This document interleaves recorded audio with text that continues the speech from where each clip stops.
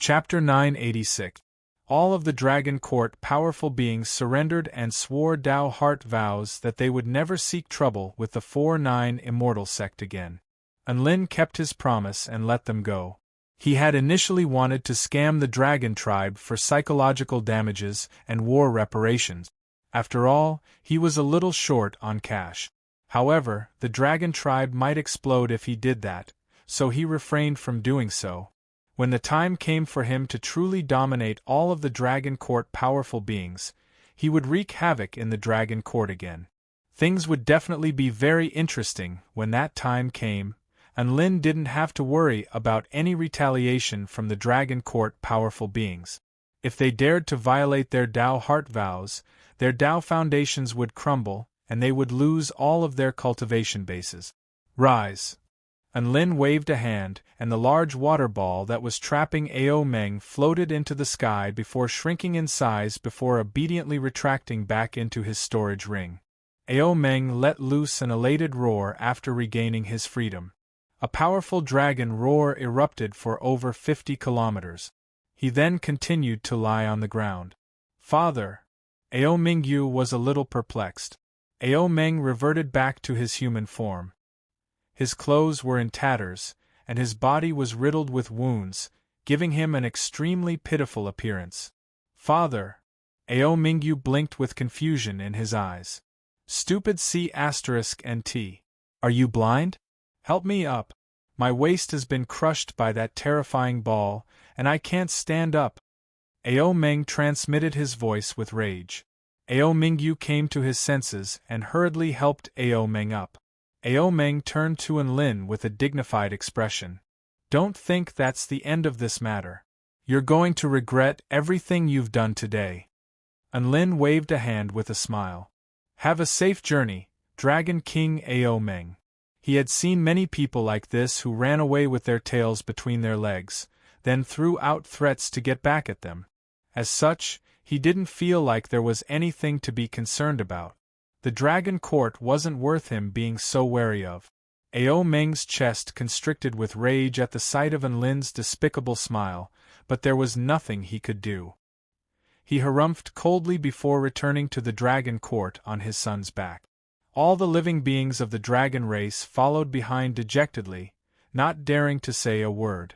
All of the 4-9 immortal sect disciples erupted into cheers of excitement upon seeing the Dragon Tribe cultivators escape from this place. All of them ran over to Enlin and gathered around him. They didn't think that the people from the Dragon Court of the Eastern Seas would leave this place in such a manner. He had accidentally killed the Dragon King's son. How terrifying was that? They had been forced to hand over Xiao Zhe, but the Dragon Tribe powerful beings had decided to let bygones be bygones and swear oaths to never invade the 4-9 immortal sect again. This kind of earth-shattering change in the situation was unimaginable to anyone in the past. But Enlin did it. Their sect master did it. Enlin looked at Tina and asked, "Have you recorded everything?" "There's no problem, Giant Enlin. Please take a look." Tina handed the photographic crystal to Enlin with a wide grin before adding, "Giant Enlin's performance just then was so badass." "Of course. Who do you think I am?" A smug smile appeared on Enlin's face. "Master." "Thank you." Xiao Zhe made his way toward Enlin with tears streaming down his face. "Why are you being so polite? I'm your master." A warm smile appeared on Enlin's face as he patted Xiao Zhe's head. Xiao Zhe spread open his arms and gave Enlin a tight hug. "Wah! Thank you so much, master. Thank you for fighting for me.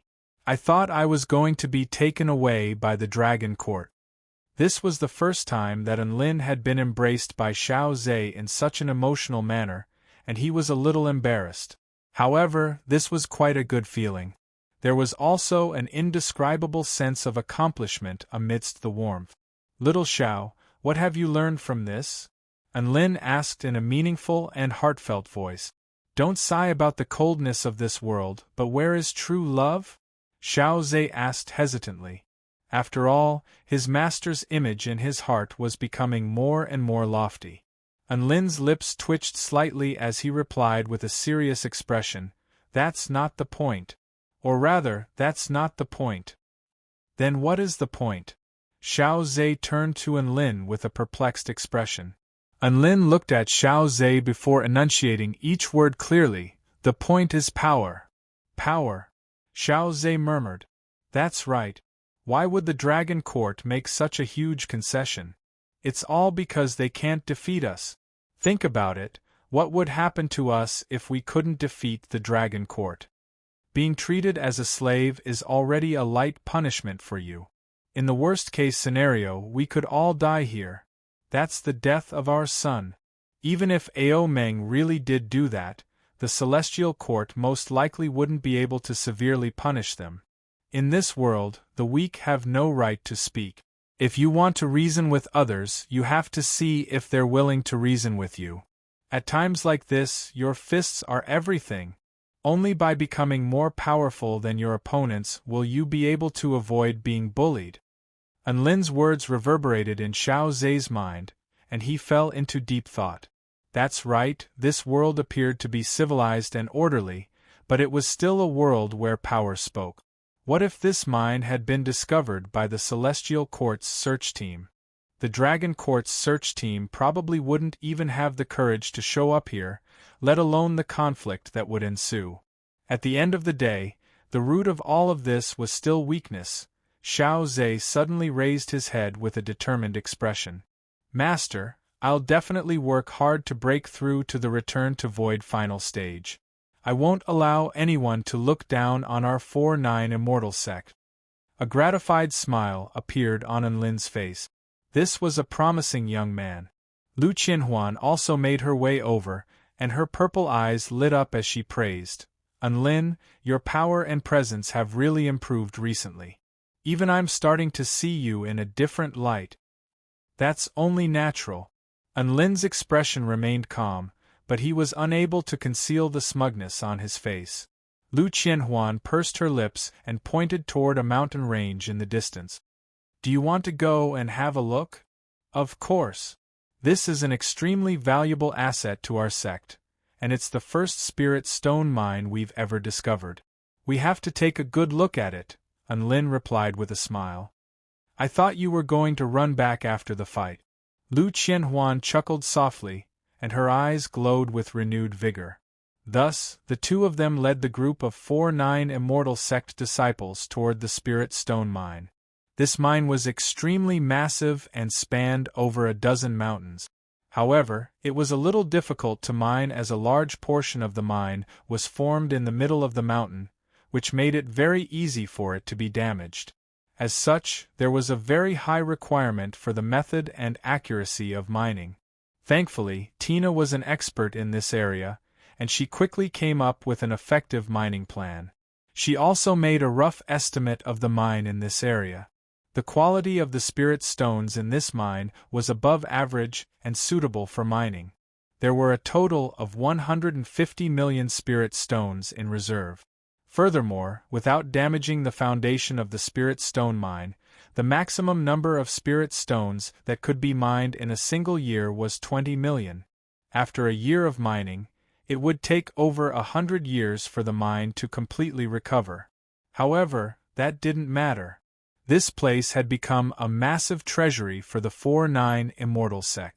This was a bountiful harvest. Enlin and Lu Qianhuan were both extremely elated. The dozen or so outer sect disciples were also ecstatic. This was the spirit stone mine that they had discovered. According to the sect rules, they would receive a huge reward as well as a chance to become an inner sect disciple. Chapter 987. After a short while, everyone set up camp on the spot. Not long after that, a round, silvery-white aircraft flew over from the distance before landing on the high ground where everyone was situated. The cabin door opened, and many purple-robed cultivators emerged from within. They were led by a tall and slender beauty with a cold expression on her face. Enlin, I didn't think you'd be able to take care of such a big issue. The woman made her way over to him with approval in her eyes. Enlin harumphed with displeasure. Big sister Bai, our sect is on the brink of destruction, but you're working on technology? Aren't you ashamed?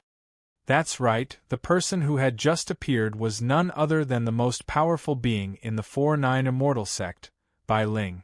Behind her were naturally the people from the Purple Star Pavilion. Aya, I was just relieved when I heard that you were rushing over. It looks like I was right. Ao Meng and Ao Qingyu were both crushed by you. That's impressive. For some reason, Bai Ling was in a particularly good mood after seeing how bad *SS and Lin was. She was also becoming more talkative. And Lin pursed his lips and didn't say anything. He turned to the strange round objects that the purple-robed cultivators were carrying. What are these? The Defu Micro-Hadron Life Destruction Formation is a defensive formation that I'm planning to set up in this mountain range. It's powerful enough to even kill return to void initial stage mighty figures. On top of that, it has warning, notification, and the ability to adjust the climate and vital energy, Bai Ling explained. And Lin gave her a thumbs up. That's great. He didn't know what the hell it was, but the effects were very bad *SS, and that was enough. This way, the mining of this spirit stone mine would be guaranteed. By the way, Big Sister Bai Ling, what have you been researching in the small phoenix world all day? And Lin had heard that Bai Ling had been completely engrossed in scientific research recently, and that the 5 inner sect core disciples under her command had been left to their own devices, so he couldn't help but ask about her. A mysterious smile appeared on Bai Ling's face. Take a guess. Take a guess. You're researching how to protect world peace. And Lin snapped. Bai Ling covered her mouth and heaved a faint sigh. You're right. And Lin rolled his eyes and said, What about those inner court disciples? You're not going to teach them anymore? He began to sympathize with the 5 little fellows. It wasn't easy for him to stand out among thousands of soldiers and horses, and he thought that he could walk to the peak of his life. Who knew that his master would be so engrossed in research that he couldn't be bothered to teach? What a despairing thing. Teach. I've already given them all the teaching materials, Bai Ling replied with a nonchalant expression. Teaching material? And Lin was surprised. What a strange yet familiar term. Bai Ling nodded. That's right. I'll have them learn Purple Star Grand Unification Mathematics, Introduction to Microphysics of the Universe, Superstring Theory, Vital Energy Melder Modeling. She recited 18 books in one go. And Lin's eyes widened as he sucked in a breath of cold air. He recalled the fear of being dominated by the teaching materials. Does the Purple Star Pavilion teach these things? Bai Ling replied with a matter-of-fact expression, Of course. These are only the basics of the basics. After that, I'll have them combine the knowledge with their cultivation. In any case, learning these things will be very useful in the future. And Lin opened his mouth, but he didn't know what to say. However, he suddenly felt a lot of sympathy for the disciples who had joined the Purple Star Pavilion. Bai Ling smiled. Knowledge is the stepping stone for human progress. If they don't even know the basics, then what difference is there between them and animals? My most urgent mission now is to help the disciples of the Purple Star Pavilion become more intelligent as soon as possible. And Lin felt like he had been stabbed in the chest with a sword, and a look of astonishment and confusion appeared on his face. Enlighten the King people? Then he wasn't enlightened? You've given them so many advanced teaching materials, will they really be able to understand them? And Lin was still a little concerned. A vibrant smile appeared on Bai Ling's face. I pick people based on their intelligence. Those disciples are all quite smart, especially Chu Ming and Zhou Yu. They're very flexible and creative. Their names sound like they're quite smart. And Lin nodded. They toured the Spirit Stone mine again, and made arrangements for people to mine and guard it. And Lin, Tina, Xiaoza, and the others began to return to the sect. And Lin hadn't returned to the sect for a long time, so he wanted to take this opportunity to make a trip back. They boarded Bai Ling's silver spacecraft, which was very spacious.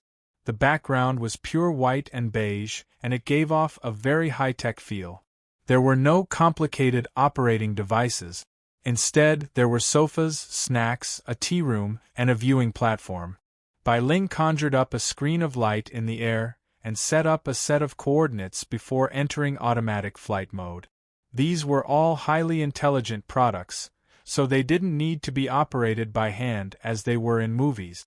After all, under normal circumstances, these highly intelligent computers would be able to operate them much more accurately than humans could. This spatial white fairy's flying speed is only slightly slower than spatial teleportation, but it's more comfortable and less expensive, so I usually use it to get around. Bai Ling poured herself a cup of fruit brew and sat down on the sofa with a smile on her face. It's not bad. Unlin nodded as he looked down at the land below them. Spatial White Fairy was the name of this circular aircraft, but in terms of speed, it was a lot faster than even Unlin's full speed. Tina's emerald eyes widened as she surveyed her surroundings with curiosity. Everything here was extremely novel to her. At the 4-9 Immortal Sect, beside a clear lake, a woman with intricate dragon horns, gentle features, and otherworldly features raised her head. An invisible ripple swept through the blue sky, instantly dispersing the white clouds in the sky. Immediately afterward, a silvery white wheel of light appeared, and a circular flying object appeared at the center of it before slowly descending. Master is back safely. Bailian was elated. She knew that Xiaoza had accidentally killed the Dragon King's second prince and had been forced to become an eternal slave by the Dragon Court. She had been scared **Tless at the time, and she had wanted to rush over to save Xiaoza with all her might. She was Ao Meng's daughter after all, and she had been abandoned due to her bloodline. Now that her bloodline had returned to its peak, her potential was limitless. Perhaps if she agreed to return to the Dragon Court, they would let Xiaoza go. However, she was stopped by Bai Ling, who told her that Unlin would take care of this matter. Bailian was unable to go to the Flying Ball tribe's territory, and her heart was burning with anxiety. Unlin was facing the entire Dragon Court, so how could she not be worried? However, news of Unlin turning the tables and crushing all of the Dragon Court's powerful beings spread, and Bailian felt as if she had fallen into a dream. So, Unlin had already grown to this extent? Bailian was a little dazed. She was a little happy but also a little sad. In the past, they had fought side by side against enemies, but now Unlin had already reached the pinnacle, and even her father was no match for him. At this moment, the aircraft's hatch opened. "Master!" she yelled before running over happily to welcome Xiaoza, only to be greeted by an unexpected figure. Bailian faltered slightly before her eyes lit up. "Unlin, you're back too." Unlin was a little angry. "Call me Grandmaster." Bailian. Chapter 988. Bailian drew a sharp intake of breath as she glowered at Unlin. Although it was true that her master's master was her grandmaster, she was still unable to accept Unlin as her grandmaster. This sudden change in status dealt a heavy blow to her fragile heart. Unlin immediately explained upon seeing Bailian's furious expression, "I'm just joking, please don't take it to heart, Dragon Princess." Bailian pursed her lips and cupped her fists in salute. "Welcome back to the sect, Unlin. There are no outsiders here, so there's no need to be so polite." Unlin patted Bailian's shoulder. Bailian blushed. "There are no outsiders here? Does that mean he doesn't treat me as an outsider anymore?" "Oh, that's right, Dragon Princess, I gave your father and your fifth brother a good beating. You don't mind, do you? Good job. Who told them to bully Master like that?" Bailian replied without hesitation. Xiaoza was very touched upon hearing this. "Then you wouldn't mind if I accidentally killed your brother, right?" Bailian. "Unlin, do I have to pretend to cry in grief before forgiving you?" Bailian's eyes blinked as a thoughtful expression appeared on her face. Just tell me the truth," Xiaoza said with difficulty. "To be honest, I was a little sad, but it's all in the past, so I don't feel anything special now," Bailian replied truthfully. Xiaoza heaved a sigh of relief. He was truly afraid that this incident would affect their relationship as master and disciple. Unlin looked at Balian speechlessly. This girl was completely siding with an outsider now. Ever since I was abandoned by my father like a tool due to my bloodline and was forced to marry that commander, my feelings toward the Dragon Court have come to an end. As long as you don't hurt Princess Inu, I don't care, Balian continued. Unlin knew about this. At the time, aside from Inu, who was still fighting for Balian, all of the other siblings had looked on coldly from the sidelines. Balian's heart had already been completely broken. A hint of loneliness flashed through the eyes of the woman beside Unlin, and she couldn't help but offer words of consolation. Don't think about these things, Dragon Princess. The 4-9 Immortal Sect will always be your home. Balian couldn't help but glance at the man beside her.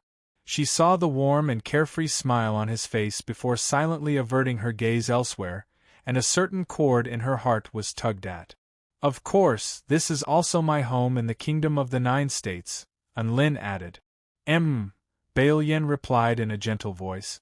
Somewhere in Xiaolongnu's heart, she silently added the label of family to Unlin. Everyone chatted for a while, and Unlin also told them about the battle with the Dragon Court cultivators. The most powerful being in the Dragon Court is indeed Ao Qingyu. My father, Ao Meng, ranks 3rd in power, and the two of them have already sworn Dao Heart vows to never look for trouble with the 4-9 Immortal Sect again. This is indeed a good thing. Balian felt a lot more at ease after hearing this, and Lin's expression was also quite relaxed. He had only defeated Ao Qingyu through trickery. In a fair and square battle, he really wouldn't be able to defeat Ao Qingyu. Ao Qingyu was just too cocky. With their two most powerful enemies eliminated, what threat did the Dragon Court still have? Wait, you said your father ranks 3rd? Unlin was astonished. Balian nodded. My big sister, Ao Xiaowu, is also a Return to Void final stage mighty figure. Her cultivation base has already surpassed my father's, but she doesn't like to fight, so the Dragon Tribe has ranked her below my 5th brother. She is currently the most threatening being to our 4-9 Immortal Sect. However, her indifference toward worldly affairs has made our sect a safer place. Unlin couldn't help but nod. I love people like that. Balian turned to Unlin from the corner of her eyes. Unlin hurriedly explained, I love people like her who can't be bothered to look for trouble with us. A faint smile appeared on Balian's face. Are you really not interested? My big sister has fair skin, beautiful features, and long legs. Unlin replied with a righteous expression, I'm a man of integrity, so don't talk to me like this. Balian was nonchalant. The Dragon Court is basically no longer a threat, and the other Return to Void final stage mighty figures won't be able to kill you, but you definitely shouldn't go to the Dragon Court headquarters. There's an extremely terrifying formation there, and even Dao integration stage super mighty figures would be in danger if they went there. Unlin waved a hand. Don't worry, why would I go there? To rob someone? The two of them chatted as they walked, and they soon arrived at a Dao Plaza. The sun had already set below the horizon, and the Dao Plaza was bathed in a layer of dusk. A vibrant little girl was brandishing a wooden sword on the Dao Plaza, and her clothes were completely drenched in sweat. She was clearly very tired, but she was still persevering. 3,000 more strikes, and you'll be able to complete your mission for today. Go, Yiling, you can do it. The little girl was silently encouraging herself as she swung the sword in her hand with complete focus. She didn't even notice that someone had arrived beside her. Little Ling, your sword-swinging posture is still too deliberate. A warm and familiar voice suddenly sounded. The little girl's movements faltered, and she turned to look beside her with a confused expression. Her bright eyes were wide open, and there were beads of sweat on her delicate little face. Soon, the confusion in her eyes gradually became clear, and a joyful smile appeared on her face. Master! The little girl threw her arms around the man before her with excitement. Unlin picked the little girl up with an elated expression. Her body was still as light as before, but it didn't look as soft as before. In fact, it had become a lot more sturdy. He pulled out a handkerchief and wiped the sweat from the little girl's face. Little Ling is doing really well. You've already reached the second stage Dao body. Hee. Master has taught me well. Yi Ling chuckled happily. She stared at the man before her with her big, bright eyes, as if she couldn't get enough of him. Come, I'll teach you how to use the sword. Lin placed the little girl back onto the ground. He gently held onto Yi Ling's little hand and guided her step by step. You can't hold the sword too tightly. You have to use some finesse like this, see, don't you feel like you're achieving the same result with less effort? Yes, Master is so awesome. Master and disciple wielded the wooden swords in their hands with an earnest expression under the light of the setting sun.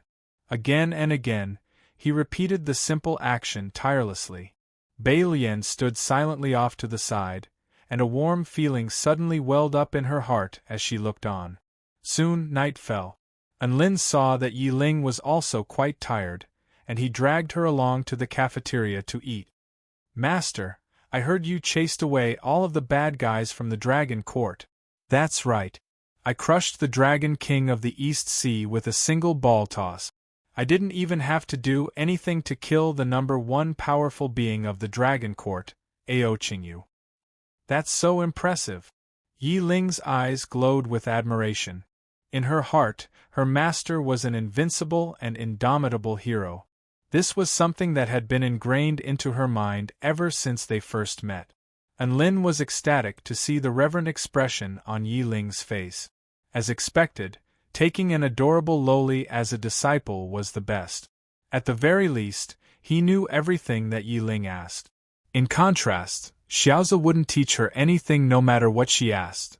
Chapter 989. Xiao Zhe, Tina, Shui Zhantian, Xiao Chou, Bai Ling, Lu Qianhuan, the white-scaled wolf god, and Bryce all gathered in the conference room. Bai Ling, you'll be responsible for rewarding the 17 outer sect disciples who discovered the Spirit Stone Mine. If there are any suitable seedlings, you can make them inner sect disciples, Lin instructed. Everyone, F***ck off. It was quite clear that this was an extremely fearsome hidden force. We're willing to do anything for the sect. Lin corrected. Lin had nothing to say. Bai Ling's brows perked up slightly. What's the point of cultivating if you can't even study well? Knowledge is power. I'll prove this to you in the near future. Bryce's moan reverberated throughout the entire conference room. Speaking of which, both of his disciples seemed to be quite aggressive. Lu Qianhuan glared at Lin with a displeased expression. If you want to do weird things to the tree people, can you please do it when there's no one else around? Everyone looked on expressionlessly at the tree people who had reached their climax. So fragrant. Yi Ling's aptitude was indeed very good. She had only cultivated for 3 months, yet she had already reached the second stage Dao body and was very close to reaching the third stage Dao body. As long as she wasn't struggling to make ends meet, he was quite satisfied. Now, let's welcome the pavilion leader of the Spirit Pavilion and the head of the Divine Mirror Executive Department, Tina, to speak. Lin. Whenever he wasn't here, Xiao Zhe was in charge of Yi Ling's daily training. He felt like an old man who was about to retire. Gasp! Everyone's heart began to beat faster upon hearing this. As expected, all of you can go die. He didn't think too much about it and quickly began to think about what to give this adorable disciple of his. Yi Ling held the fruit in her arms as if it were a precious treasure.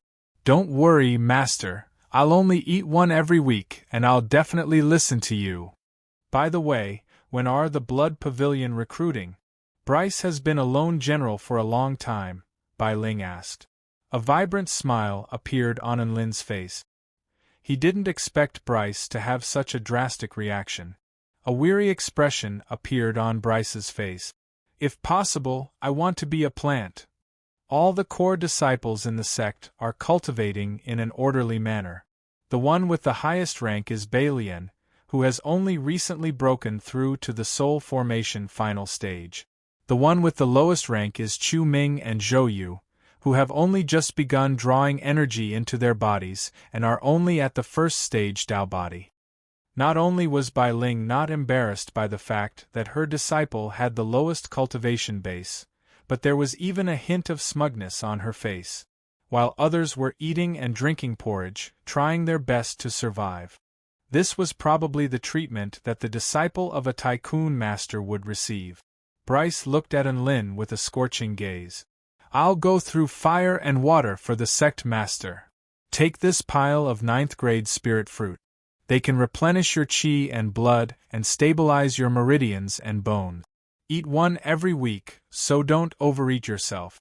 Enlin handed a bag of green spirit fruits to Yi Ling. The blood pavilion can remain as it is for now.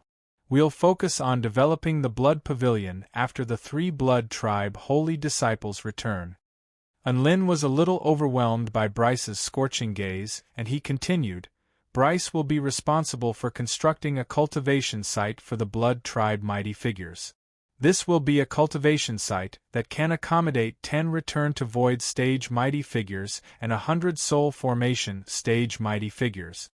Everyone else was dying to have spirit fruits, but this master was worried that his disciple would overeat himself. This was like picking up a treasure on a whim. Enlin, a carefree smile appeared on the tree man's face at the mention of Bryce. "It's all right, don't worry about me. I'll bask in the sun every day and be a peaceful old tree spirit. This feels so good. I feel like my entire body has been elevated to a higher level."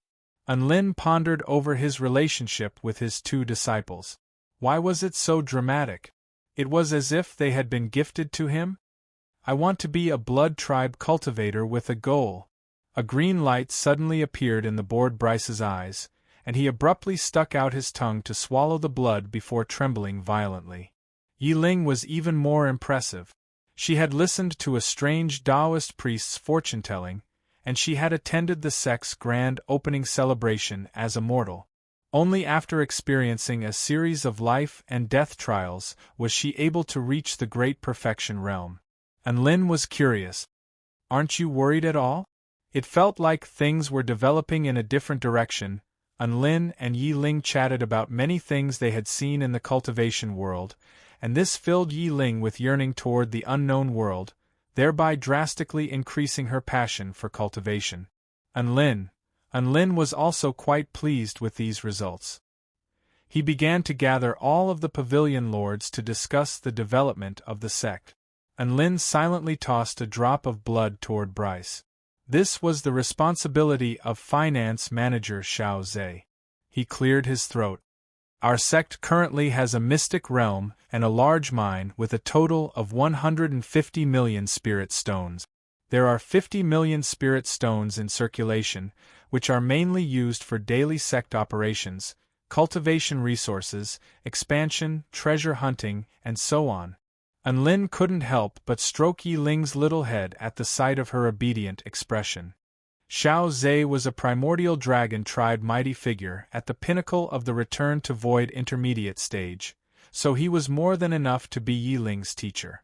Enlin wasn't in a hurry to have Yi Ling follow him around every day. Enlin cleared his throat. "Let's take stock of the sect's assets first. I'll do anything for the sect," Bryce yelled before turning to Enlin with a scorching light in his eyes. Enlin chatted about some daily life and cultivation matters before allowing his disciple to rest. A sharp expression appeared on Enlin's face as he looked at everyone. "Now I have an extremely important announcement to make, which is that the Divine Mirror Enforcement Department will officially enter the trial phase."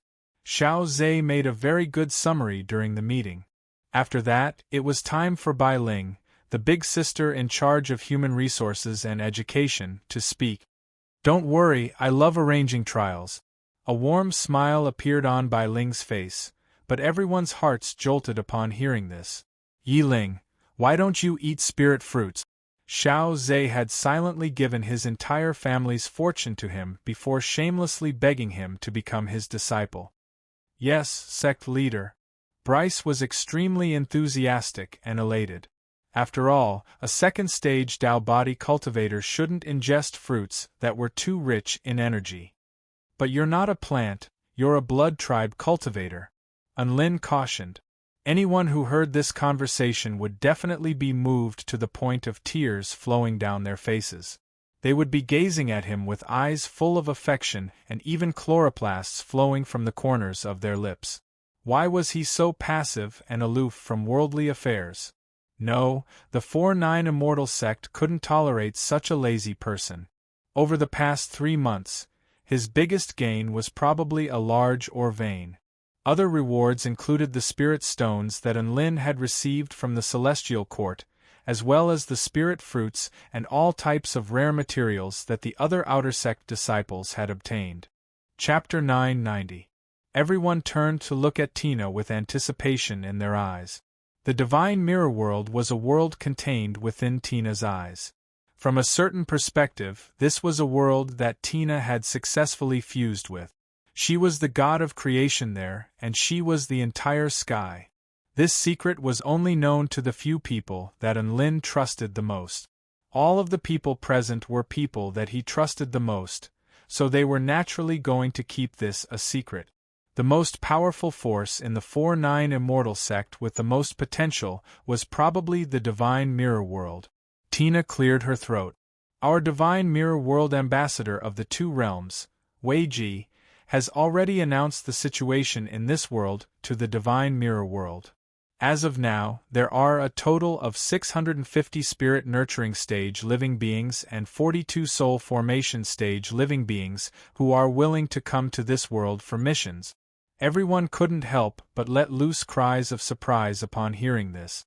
This was already an extremely powerful force that could serve as the backbone of the 4-9 Immortal sect. A smile appeared on Unlin's face. The god of creation, Tina's god of creation dimension, was extremely alluring to the living beings in that world. Do you want the high-rank cultivation methods and treasures in the god of creation dimension? Then come to the Tai Chu continent and fight. The merit points you earn will be used to fulfill your dreams. Even though this world was filled with unknown dangers, there were still many powerful beings who were eager to join it. A smile appeared on Bai Ling's face. Very good. With these powerful beings we can really get to work. Even though there were many Outer Sect disciples, they were still lacking in terms of power. With these powerful beings, the overall strength of the 4-9 Immortal sect would truly be on par with the 9 Imperials of the Kingdom of the 9 States. How can we ensure the loyalty of these people? Lu Qianhuan asked. This was a very practical problem. There were all kinds of birds in a big forest, and the Divine Mirror World was no exception. No problem. After they enter the God of Creation dimension, I'll mark their bodies with a punishment seal. Confidentiality agreements and oaths are mandatory. If they do anything that goes against the 4-9 Immortal sect, I'll activate the seal. Tina handed a document to Bai Ling as she spoke. Big Sister Bai, this is how you calculate the merit point. You just have to follow the method stated in this document when you assign them to missions. Bai Ling's expression darkened slightly. You want me to do this? Tina stuck out her little tongue before flying over to Unlin's shoulder and tugging on Unlin's hair in an affectionate manner. I'm going to stay by Giant Unlin's side, aren't I? Bai Ling pursed her lips and didn't say anything. Alright, little Na will go and prepare for this. Unlin made the final decision. After that, he made some decisions about other people's business. What was more concerning to Unlin was that there was a small island that wanted to collaborate with the 4-9 Immortal sect. Spring Man. I feel like I've heard this name before. Unlin frowned and pondered. Suddenly, his eyes lit up and he said decisively, Accept this cooperation request. The aquatic products of the East Sea are also very precious resources. But, Sect Master, the Dragon Court has been eyeing that island for a long time. Xiaozi couldn't help but remind him. Unlin was infuriated. Don't forget who's the best right now.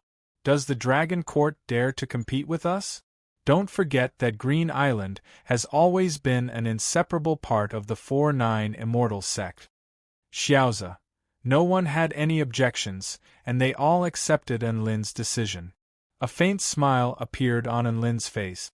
So it was the tomb guardian of the Winter Dragon tomb, Spring Man. He had given Xiaolan a pill refinement inheritance, so he would do him a favor. The meeting went on for 4 hours. The next morning, everyone gathered at the largest Dao Plaza in the Immortal sect. They were all very nervous about Tina. In contrast, Tina was very calm and collected as she gnawed on a spirit fruit to replenish her energy. Her eyes shimmered with a white light that seemed to contain all things between heaven and earth, yet also seemed to contain nothingness and chaos. She clasped her hands together before separating them again, upon which a white halo of light suddenly appeared between her palms. Passageway between the two worlds open.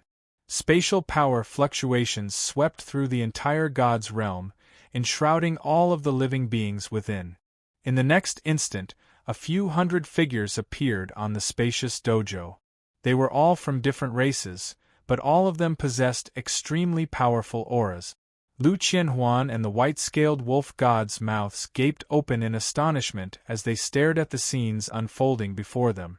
Even though they were mentally prepared, they were still stunned by this scene. Not only were there humans here, but there were also Spirit Fish Clan, Heavenly Turtle Tribe, Dragon Tribe, Stone Tribe, Dark Wing Tribe, Holy Martial Clan, Snake Spirit Clan, Vermilion Bird Tribe, True Demon Tribe. All of the most powerful tribes on the Tai Chu continent could be seen on this Dao Plaza. Is the Divine Mirror World this bad *SS? How could there be so many different species of living beings here? Lu Qianhuan felt like her worldview had been completely shattered by this scene. Bai Ling nodded in response. She had seen many mystic realms and small worlds, but this was the first time she had ever seen such a special small world living being. The true demon tribe living being at the forefront half knelt to the ground with an excited expression. Little demon Wei Ji and the warriors of the divine mirror world pay their respects to goddess Tina. Whoosh whoosh whoosh, regardless of which tribe or cultivation base they were from, all of them half knelt to the ground and yelled in unison, "We pay our respects to goddess Tina." In their hearts, Tina was the most powerful being in this world, and she was worthy of their respect. And Lin stared at the scenes unfolding before him with a hint of surprise on his face. It had to be said that Wei Ji had some skills. He taught them very well. As for all of the higher-ups of the 4-9 Immortal sect, they had all been scared witless. They had never seen anything like this before. Tina, who was as adorable as a girl next door, the little fairy who was attached to Enlin, actually possessed such terrifying prestige among these living beings. No need for formalities. You may all rise. Tina's voice was a lot colder, and her emerald eyes were filled with authority and majesty. A goddess should have the aura of a goddess, and Tina was working hard to cultivate this aura. All of the powerful beings from the divine mirror world stood up and surveyed the world around them with curiosity and nervousness on their faces. This was the first time they had come to the Tai Chu continent. This was like an immortal paradise, and the extremely rich vital energy in the air made them extremely excited. Tina flew over to Bai Ling's side and continued, "Let me introduce to all of you my spokesperson Bai Ling. She will be issuing missions from now on, and all of you just have to do your best. Every 6 months you will have a chance to return an exchange for a reward from a god. Of course, if you don't do a good job, I can replace you at any time." All of the powerful beings expressed their allegiance to their goddess. The Divine Mirror Division is about to take off. The white-scaled wolf god murmured to himself. When the 3 blood tribe holy disciples return, the Divine Mirror Division will be nothing, Bryce retorted. He was extremely proud of himself right now. For the sake of Enlin's blood. He was willing to contribute to the 4-9 Immortal sect and bring glory to the new blood tribe. Then, all of you follow spokesperson Bai Ling and do your best. God will be with you all. Tina said before leaving in a carefree manner like a shopkeeper who didn't need to do anything for them. All of the powerful beings wore scorching expressions on their faces as they made their vow with renewed vigor. They didn't know what Wei Ji had instilled in them, but they were like a bunch of fanatical worshippers, all of whom were spouting extremely bad *SS and inspirational words. Bai Ling rolled her eyes. Even though Little Na had become a god of creation, she was still so lazy. Sigh, it's all because I'm so ambitious. I'm just a little tired. Bai Ling shot a glance at Enlin, and a warm smile appeared on her face. She didn't say anything else before making her way toward the Divine Mirror World powerful beings to make arrangements. Chapter 991.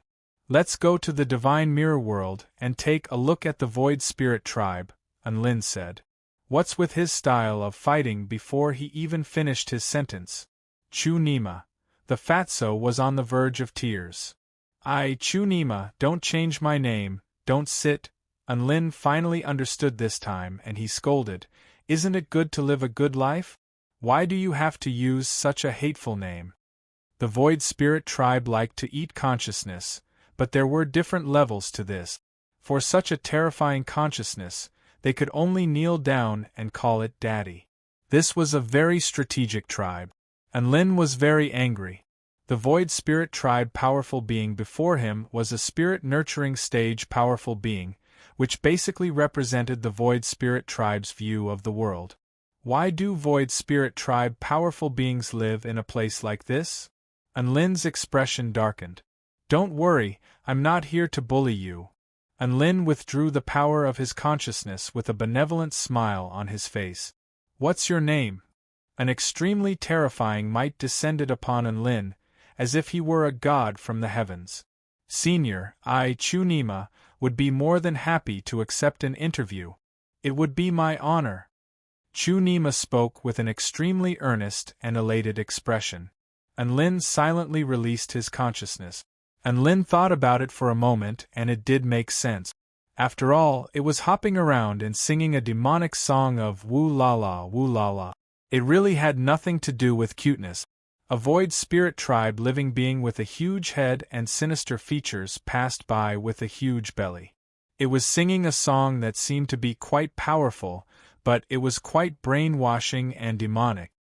This is... Enlin stared at the scene before him with a hint of surprise on his face.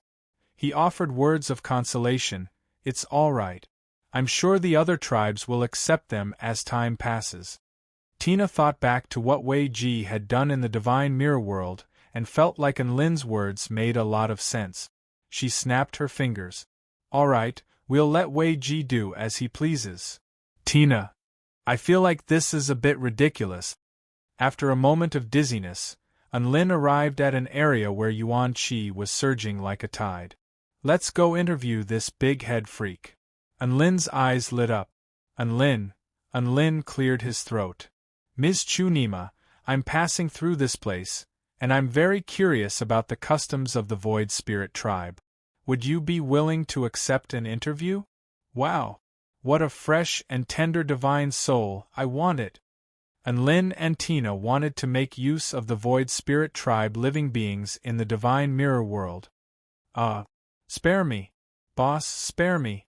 The Void Spirit Tribe wasn't accepted by the other 10 tribes, and they weren't able to muster up any motivation to conquer other worlds.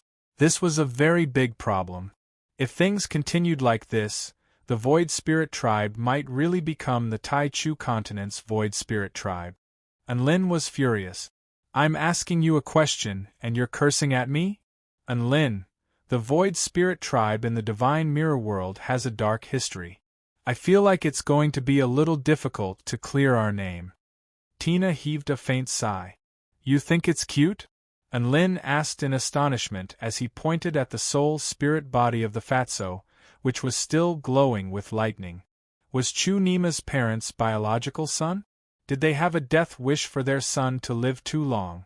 However, no matter how much he disliked it, Enlin couldn't force it to change its name, so he could only endure it. However, never would he have thought that the Void Spirit Tribe would be so violent and insolent. Were all Void Spirit Tribe members this evil? After so many years on the Tai Chu continent, is there any tribe that likes the Void Spirit Tribe? Tina asked curiously. Sure. Tina nodded obediently as a white light flashed through her eyes. The fatso let loose a wail of anguish, and his body was almost pulverized by that palm. Chu Nima was very tired. He was waiting for an apology, but who would have thought that Enlin would throw the blame onto him? Boom. Woo la la la la, woo la la la la. There was nothing wrong with Enlin calling it a big-head pervert. The living beings on the Tai Chu continent were also aware of how powerful they were, but it was very difficult for them to cooperate. Enlin flipped the fatty over with another palm and sneered, I'll give you one last chance to answer my question. There will be no next time. Fatty screamed in fright and fell to the ground, shivering in fear. Okay, I can't answer that. The spatial power enshrouded Enlin and Tina. Chu Nima deliberated for a while before explaining her name word by word. As far as his eyes could see, the ground was pale white, and there were strangely shaped twisted plants everywhere, swaying like kelp. The sky was brightly colored, and the air was whimpering, as if it was crying, but also as if it was laughing. Chu Nima was exhausted. Could he refuse? Obviously not. Enlin's eyes widened, and he immediately sent out a big slap. The fatty replied, I'm Chu Nima. The reason why they paid so much attention to the Void Spirit Tribe was because the Void Spirit Tribe existed in this world as spirit bodies and could carry out many special missions. For example, tracking, mining, passing through some special barriers, or even searching for naturally occurring mystic realms. All of these were very useful to them. Enlin flew toward the fatty. My friend from the Void Spirit Tribe. He racked his brain and came to a very pessimistic conclusion in the end. It seems like no other living beings like the Void Spirit Tribe. They're too special. Quay, is it really okay to talk about the adorable Void Spirit Tribe living beings like that? Tina was displeased. Splat. Enlin didn't even get a chance to finish his sentence before the fatso's eyes lit up, and he transformed into a bolt of blue lightning as he closed in on Enlin. At the same time, he opened his massive mouth to bite down on Enlin. Enlin replied with a serious expression, Trust me, as long as Wei Ji says it, the entire world will believe him. Tina cocked her head to the side. How? Tina sat on Enlin's shoulder and swung her pristine, jade-like legs with a sympathetic expression. Because no one wants to play with them. They've always been the antagonists, and even though they've developed intelligence now, the other 10 tribes are still very hostile toward them. No one wants to get close to them. Tina, why didn't the Void Spirit Tribe come? How about we let Wei Ji try? Enlin was very optimistic about this true demon tribe prodigy. This humanoid fatty's spirit body not only had a very large stomach, but his head was also very large. Beside him, a slender woman with exquisite features pouted. How would I know? The Void Spirit Tribe transformed their tribe into this environment, and they're having a lot of fun. Maybe it's just the aesthetics of spirit bodies, but our aesthetics are different? Enlin blushed involuntarily. This situation seemed to have something to do with them? Enlin asked with a curious expression. The Devouring Spirit Tribe had officially changed their name to the Void Spirit Tribe, so it was all the same anyway. Enlin's lips twitched slightly. Even though he knew Chu Nima's name, her words still sounded a little weird, and he wanted to beat her up. Tell him to spread the word that the Void Spirit Tribe is a living being that exists in that world to test the 10 tribes. They're not the representatives of evil, but the representatives of progress. Enlin instructed. Not only were they crazy, but they were also very crazy, as if they had lost their mind. No one would like them unless they were of the same species. Tina. Slap. Chapter 992. This was definitely a suicidal proposition. Enlin patted Chu Nima's body with a smile. That's enough. I know what you want to say. All you have to do now is stay true to your heart. Perhaps you'll meet someone in the future, someone who can truly change your fate. When that time comes, you can make your own decision. What a King perfunctory answer. A conflicted expression appeared on his face as he clutched his head tightly. We have no choice but to comply with God's request. But we can't go against the will of our ancestors. It's so hard to choose. Chu-Nima stared blankly at the white-robed man before it. Chu-Nima was going against the grain. Saying something so bad SS in front of the God who created this world. Wasn't that the same as lighting a lamp in the toilet? A warm smile appeared on Chu-Nima's face as it floated around Enlin. That's right, anyone who could say something like this was definitely no ordinary being. My dear Chu-Nima, I understand what you're thinking. Our interview ends here. Chu-Nima's expression faltered upon hearing this. It was clearly not expecting this kind of question. It's a revelation that will allow you to abandon your old identities and start anew. It's a revelation that will allow you to reintegrate into this world, Tina said in an extremely pleasant voice. Then, Senior, what do you want to ask? I want to hear the truth, the truth. If you lie, I'll kill you. Do you think there's a need for the Void Spirit tribe to establish good relations with the highly intelligent living beings of this world?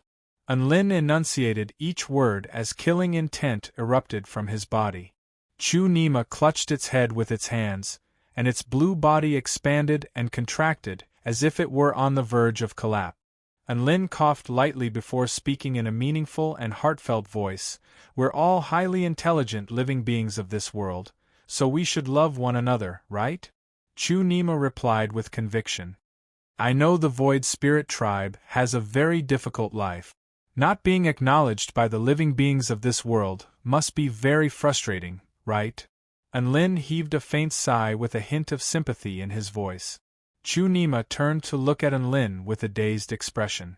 It didn't know why it was so excited, but it was as if it had reached some kind of decision. What revelation? Chu-Nima was confused. Enlin and Tina looked at each other in bewilderment. Chu-Nima paused and replied, My surname is Chu. It seemed that this problem was more difficult than he had imagined. This was a problem left behind by history. Enlin nodded. Looks like we'll have to leave this to Wiki. If the Void Spirit tribe succeeded in conquering their territory, they would lose all of their soldiers. F***CK. Can't we talk properly? It's over? Because I don't think there's a need to build a good relationship with the ingredients. Hey! Don't be nervous, I'm just asking. Enlin held onto Tina's little hand and disappeared from this world as he stepped on a cloud. Tina. Yes. We should love each other and build a beautiful and happy home. Chu-Nima raised her chubby hands and nodded in agreement. Yes. Enlin nodded. He added, I have a tool to detect if you're lying, so I hope you'll behave yourself.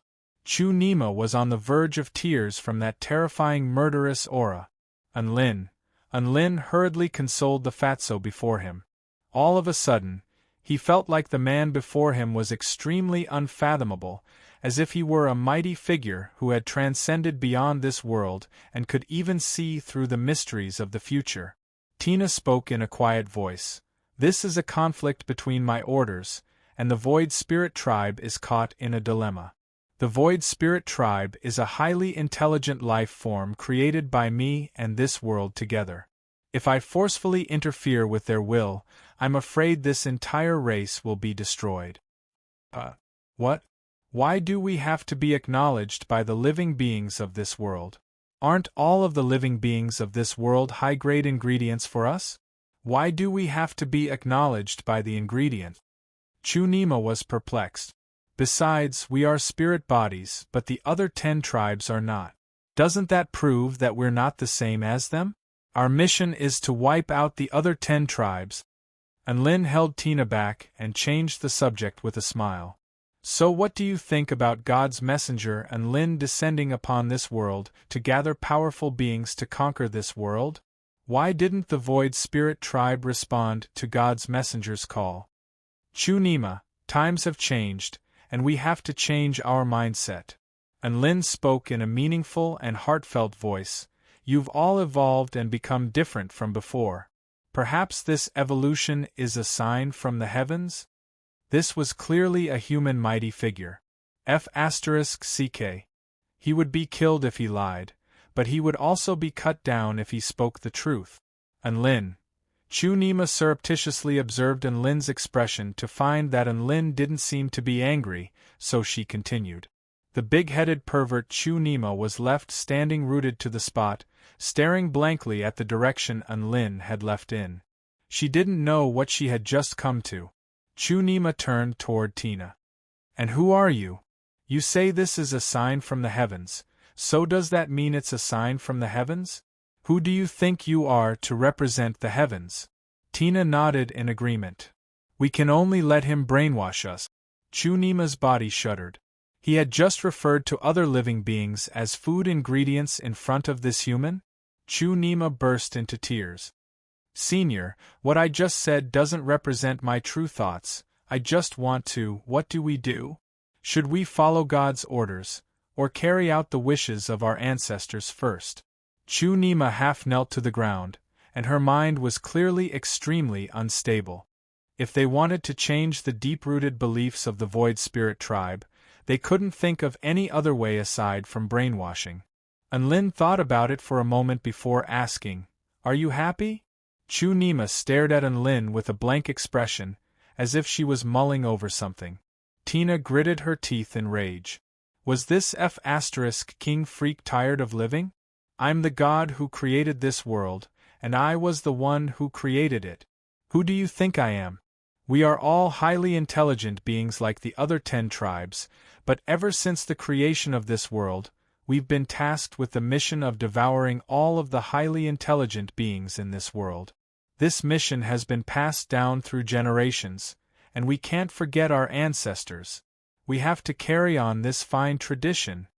Unlin was also astonished. They had to change their belief. Chu-Nima raised his arms and yelled, We must first deal with internal strife. We must eliminate all of the high-grade living beings in this world before responding to spokesperson Unlin's call. What if the god of this world asks you to coexist peacefully with the other 10 tribes and invade this world? Unlin asked again.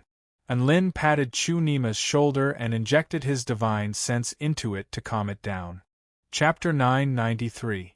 Unlin left with a smug expression on his face. He felt like his final performance was quite good. He had come and gone like the wind, and he would definitely be able to leave a deep impression in Chu-Nima's heart. Sigh, the Void Spirit tribe sure is troublesome. Tina's brows furrowed as she heaved a faint sigh. There's still a long way to go. We're not in a hurry. Unlin wore a nonchalant expression. A thought suddenly occurred to him. By the way, little Na, how are all of the tribes doing? Tina pondered for a moment before replying. All of the tribes are developing normally. The Holy Martial clan still likes to research battle techniques, the Dragon tribe still likes to search for treasures all over the world, and the Vermilion Bird tribe still likes to let fate take its course. It's just that there's been some disagreement within the human race. What disagreement? Unlin asked.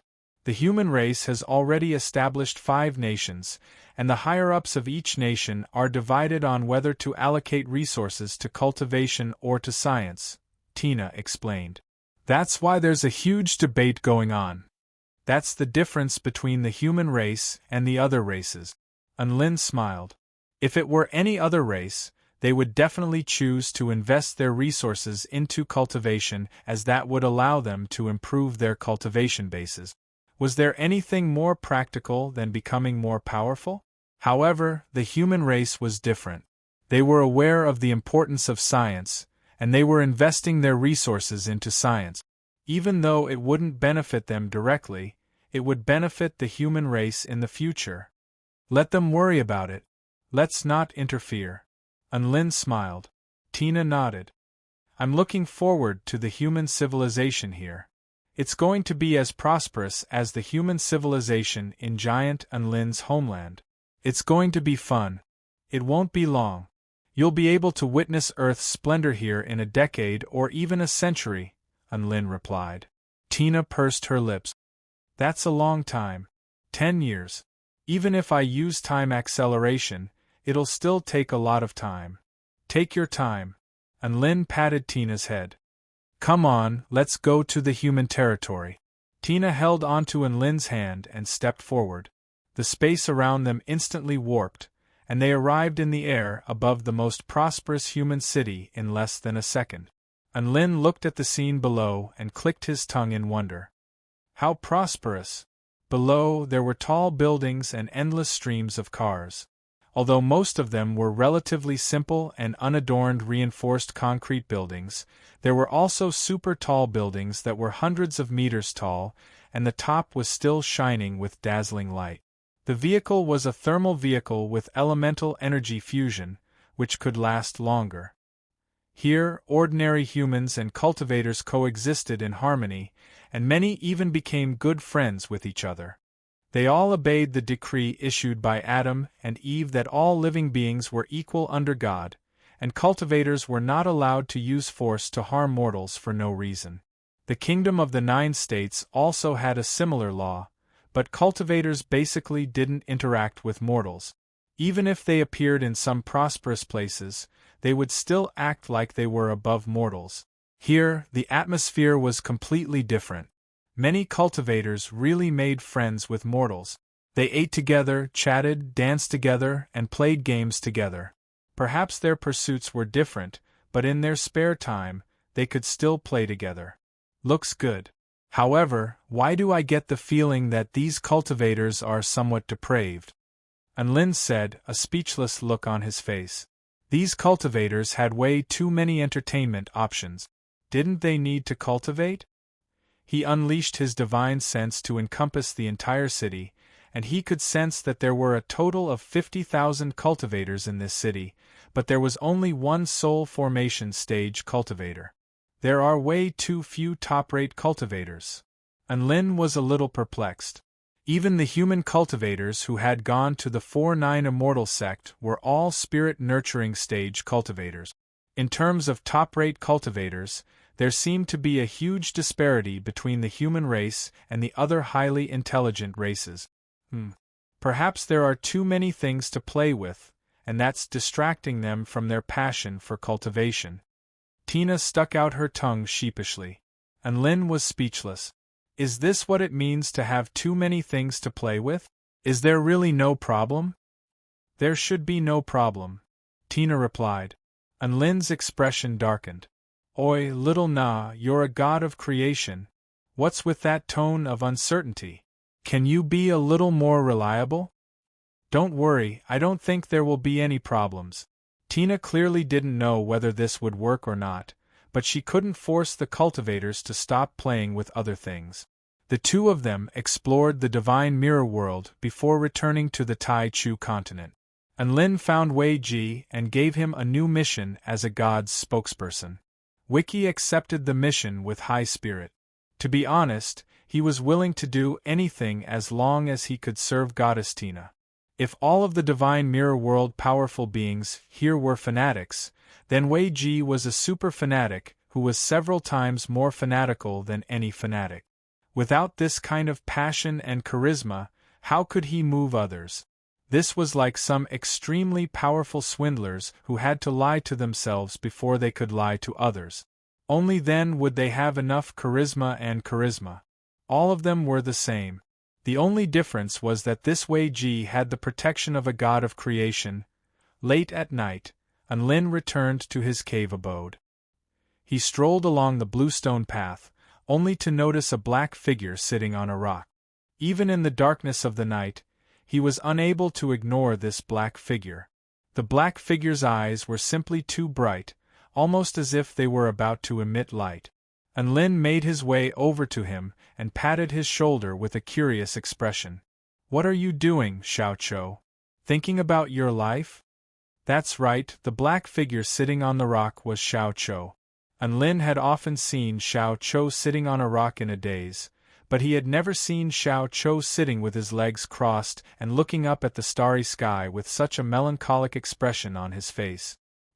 His freckled features were scrunched up slightly, and his crooked lips were puckered up into a pout, as if he were feeling aggrieved and depressed at the same time. Anlin looked at Xiao Chao's peculiar appearance. Even though a child couldn't find his mother ugly and a master couldn't find his pet ugly, he still couldn't help but feel a stinging sensation in his eyes. He silently turned his gaze toward the starry sky in the distance and fell into deep thought. Big brother and I've fallen out of love. Tears suddenly welled up in Xiao Chao's eyes, and there was a hint of sobbing in his voice. Gasp! Anlin's eyes widened in shock. What kind of explosive news was this? He abruptly turned to look at Xiao Chou before silently averting his gaze, as if he had been dealt a heavy blow. Ahem, Xiao Chou, tell me what's going on. When had Xiao Chou ever fallen in love? Anlin really didn't know. Instead, he had waited for Xiao Chou to fall out of love before asking about it. With this in mind, Anlin couldn't help but blush with embarrassment. Xiao Chou turned his gaze toward the starry sky with grief and reluctance in his eyes. This is what happened. Chapter 994. Big brother, and when I was still a little monkey in the myriad mountain realm, I wasn't that ugly back then. On the contrary, I was a little cute, Xiao Chou said. Anlin asked, was it like when you shrunk? Xiao Chou faltered slightly upon hearing this before nodding. Anlin understood now. Actually, Xiao Chou was also ugly back then, but he was too small, so his ugliness wasn't obvious. This was just like how humans were cute when they were young, but as they grew up, they were able to let go of themselves, and the difference became apparent. And then? Anlin asked. Xiao Chou spoke slowly. One day, when I was picking fruits on the mountain, I was attacked by a Black Panther mutant beast. Even though I had an innate spirit body, I was still very young at the time, so I was no match for the Black Panther. I was soon severely injured by the Black Panther's claws.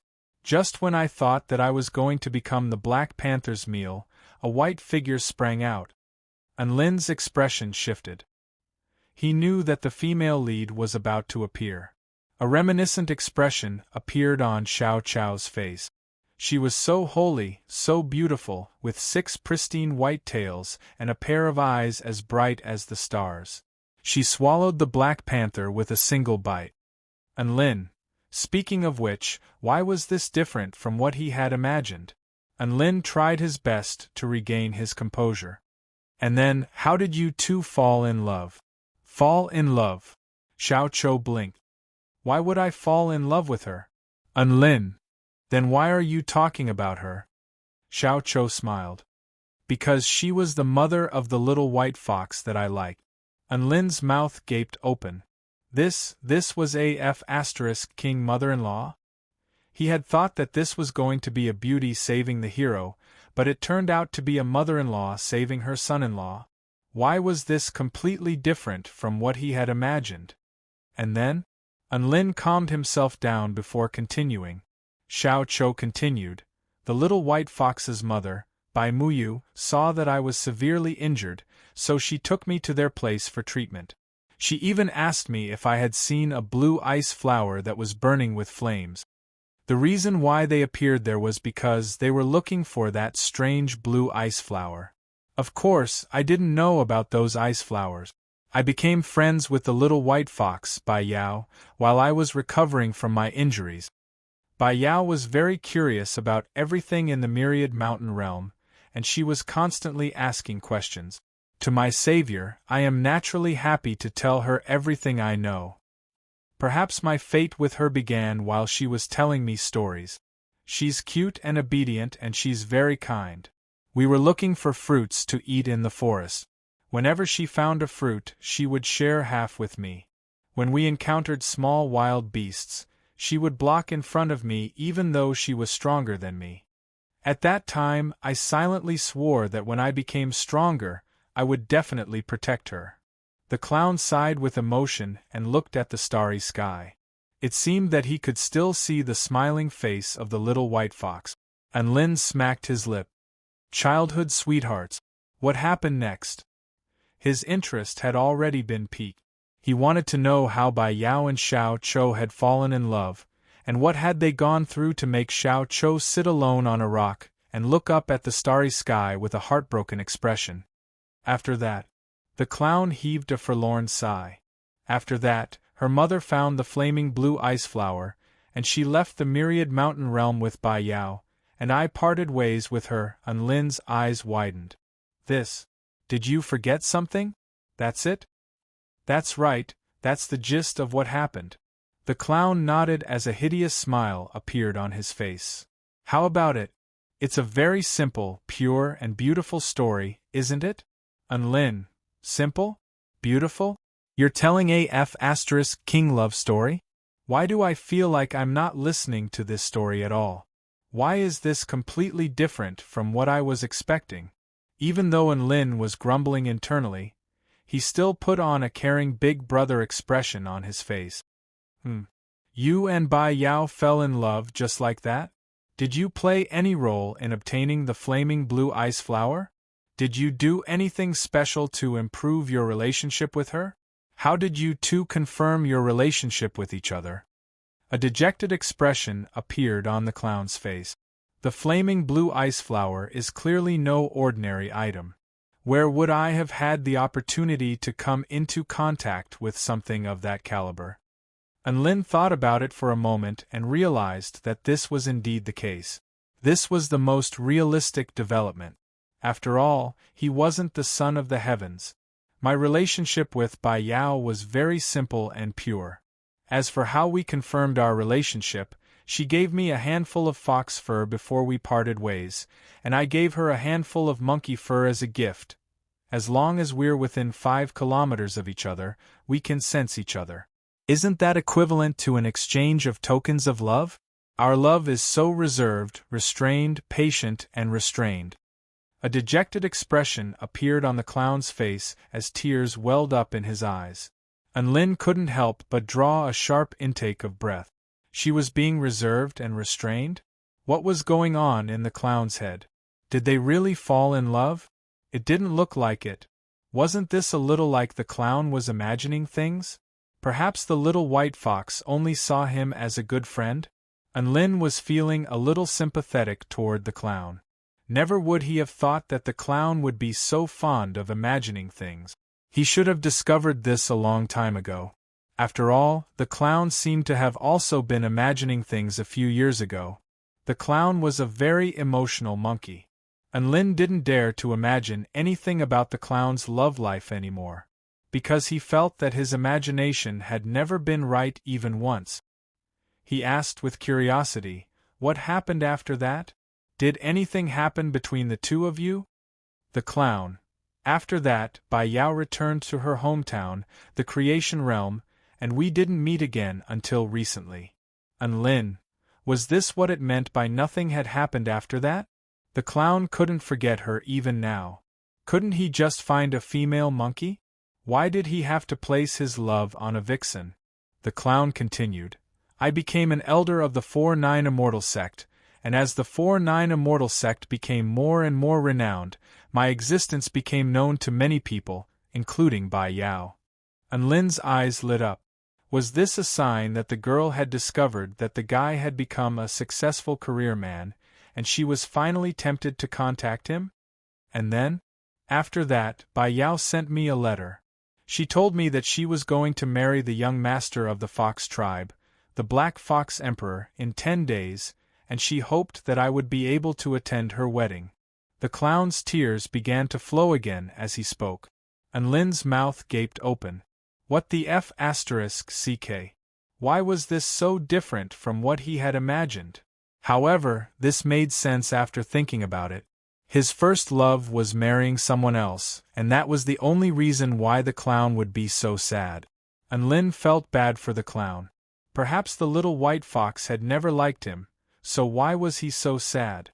Was he asking for trouble? He couldn't tell the clown what he was thinking. The clown most likely wouldn't believe him. Even if he did, wouldn't he be even sadder? He was like an idiot who had loved a girl who didn't love him for so long. Wouldn't that be even more of a psychological blow? It's all right, clown. You've lost a fox, but you still have a vast forest. Unlin offered words of consolation. But I don't like forests, the clown retorted in a firm voice. Unlin, I've already made up my mind. I'm going to the creation realm tomorrow to attend Bai Yao's wedding. The clown took a deep breath before speaking with a determined expression. Unlin faltered momentarily before nodding with difficulty. That's a good idea. I'll give them my blessings and say goodbye to their past. That way they'll be able to grow up better. Who says I'm going to give them my blessings? Bai Yao must have been forced into this. I'm going to save her. The clown's battle intent surged as he spoke in a firm voice. Unlin. Chapter 995. The first thing Unlin and the others did upon arriving at Qinghu City was to take a deep breath. The second thing they did was to stare at all the living beings around them with wide eyes. The four of them arrived at one of the 10 main cities of the creation realm, Qinghu City. Unlin and Dabai felt as if they had fallen into a sea of flowers. They were completely unable to tear their eyes away from the scenery before them. Unlin fell into a state of self-blame. Perhaps he really hadn't interacted with Xiao Chou enough to keep up with Xiao Chou's train of thought. After that, I'll go with you, Unlin suddenly said. Holy F***ck. This place is heaven. Unlin was astonished. Have you really decided, Xiao Chou? Are we going to the creation realm tomorrow? If this continued, was this going to devolve into a marriage kidnapping? I thought you were going to scold me, but who would have thought that you would be so supportive? Tina was also intoxicated. Tina also wore an intoxicated expression. What a strange feeling. I feel like even the air here is sweet. Xiao Chou's heart jolted as he stared blankly at Unlin. Tears welled up in his eyes again. He had also given Xiao Chou instructions in advance. Investigate all aspects of this tribe and analyze the potential dangers before making a decision. It's safer that way. Unlin was filled with deep veneration. The main city of the creation realm was naturally Fortune City.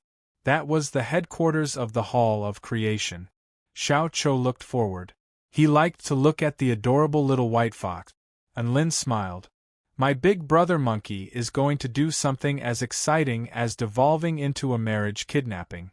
As his brother, how could I not assist him? In that instant, Unlin was struck by a sense of loneliness and desolation. That's right, this was a place where anything could become sentient. This was the creation realm. I'll approve it. Xiao Zhe continued to stay at the sect in case any unexpected situations arose. The Fox tribe was a very intelligent tribe, and they were like fish in water in the creation realm. They gradually developed and became one of the 10 major powers in the creation realm, and they occupied one of the main cities, Qinghu City. All right. How old are you? Don't cry so easily. Under the moonlight, the two hugging figures were so harmonious. The field of creation could be summarized in one sentence. This wasn't because Tina worshipped foreign things. The air here really did have a strange refreshing feeling. If it was a little more serious, wouldn't they be directly smacked to death by the Fox Clan's supreme being? The Kingdom of the 9 States had a friendly diplomatic relationship with the Hall of Creation, so Unlin and the others could teleport directly to the core region of the Hall of Creation. How could Dabai miss out on such an exciting event? What powerful lethality! I've lost, woof. Dabai admitted defeat. Tina rolled her eyes and scolded, pervert! It's our first time here.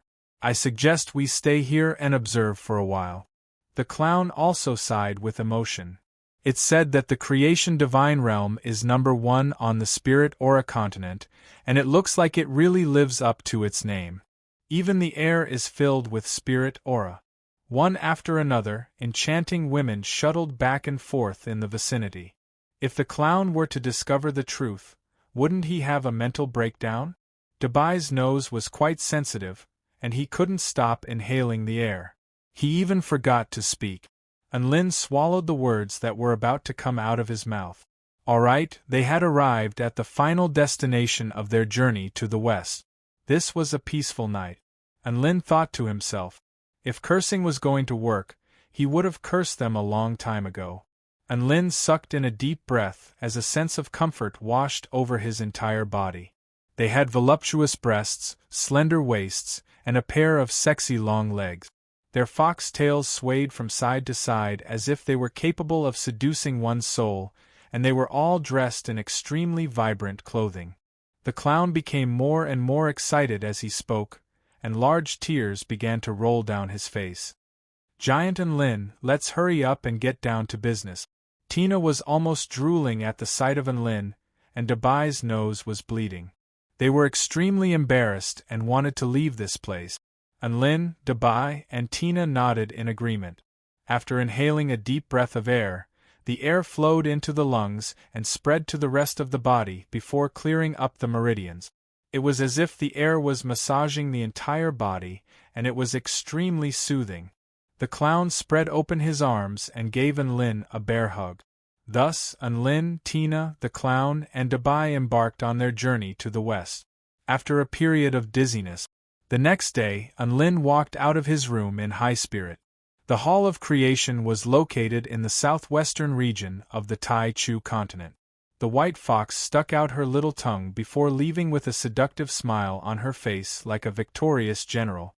At the same time, it was located in the northwestern region of the southern Heavenly Wing Nation, which was located in the southernmost part of the continent. Not for anything else, but because this was the Fox clan's main camp. This was a feeling of loneliness and helplessness that he had carefully built up. Tina, however, Unlin and the others went directly to Qinghu City.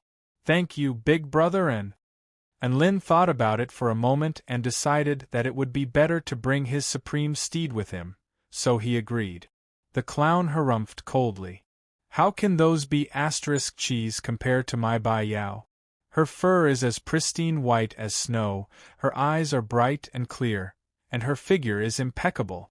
After hearing about what had happened to Xiao Zhe, Debai immediately made his way to the 4-9 Immortal sect to visit Xiao Zhe, but after hearing about what had happened to Xiao Chou, he immediately begged Unlin to take him with him.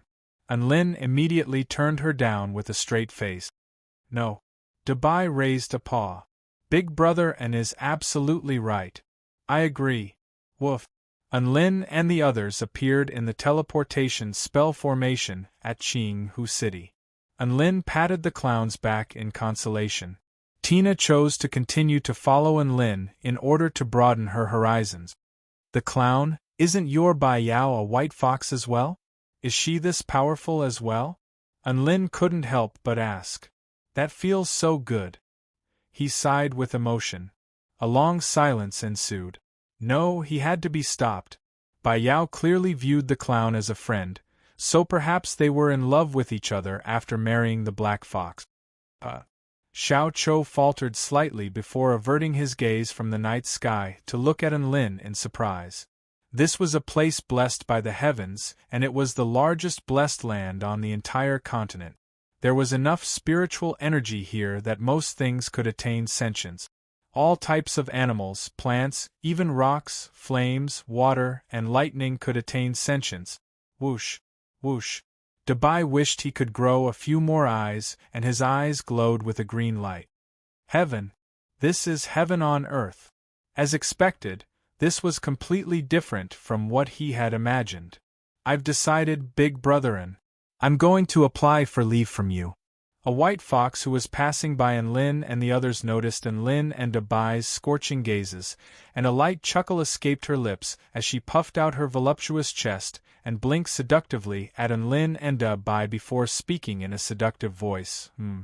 Unlin turned toward the clown to discover that he was sitting on a rock with his bulb-like eyes looking toward the west with the countless stars reflected in his pupils. Unlin rolled his eyes. Beauty was in the eye of the beholder. He shouldn't have asked the clown such a stupid question. Gasp! Debai felt as if he had been severely wounded, and blood slowly flowed from his nose. This was a divine creation. They felt like even the air here was about to attain sentience. Chapter 996. You two just want to look at beauties here, right? Tina huffed. Unlin replied with a serious expression, Please don't doubt my work ethic. I'm only here to observe the characteristics of the fox tribe. Only by truly understanding your enemies can you defeat them, woof, Dabai interjected. The clown felt like this was reasonable. Alright, this is my first time coming to the main city of the fox tribe, so I'll accompany you for a while. Unlin and Dabai both whooped with glee upon receiving the clown's approval.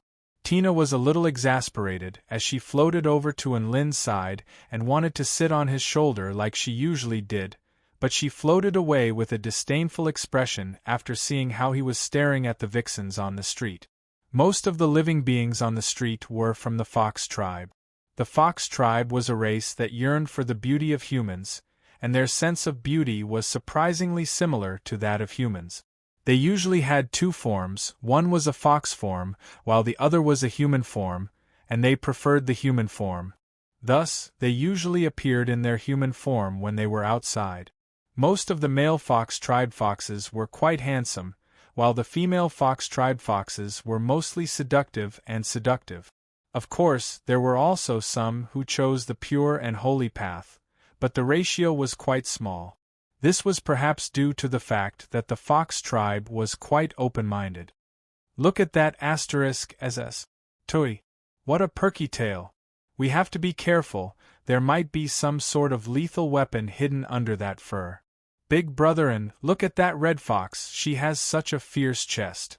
We have to be careful of a fox like her hiding a lethal weapon in her chest. Woof. Gasp. Dabai is right.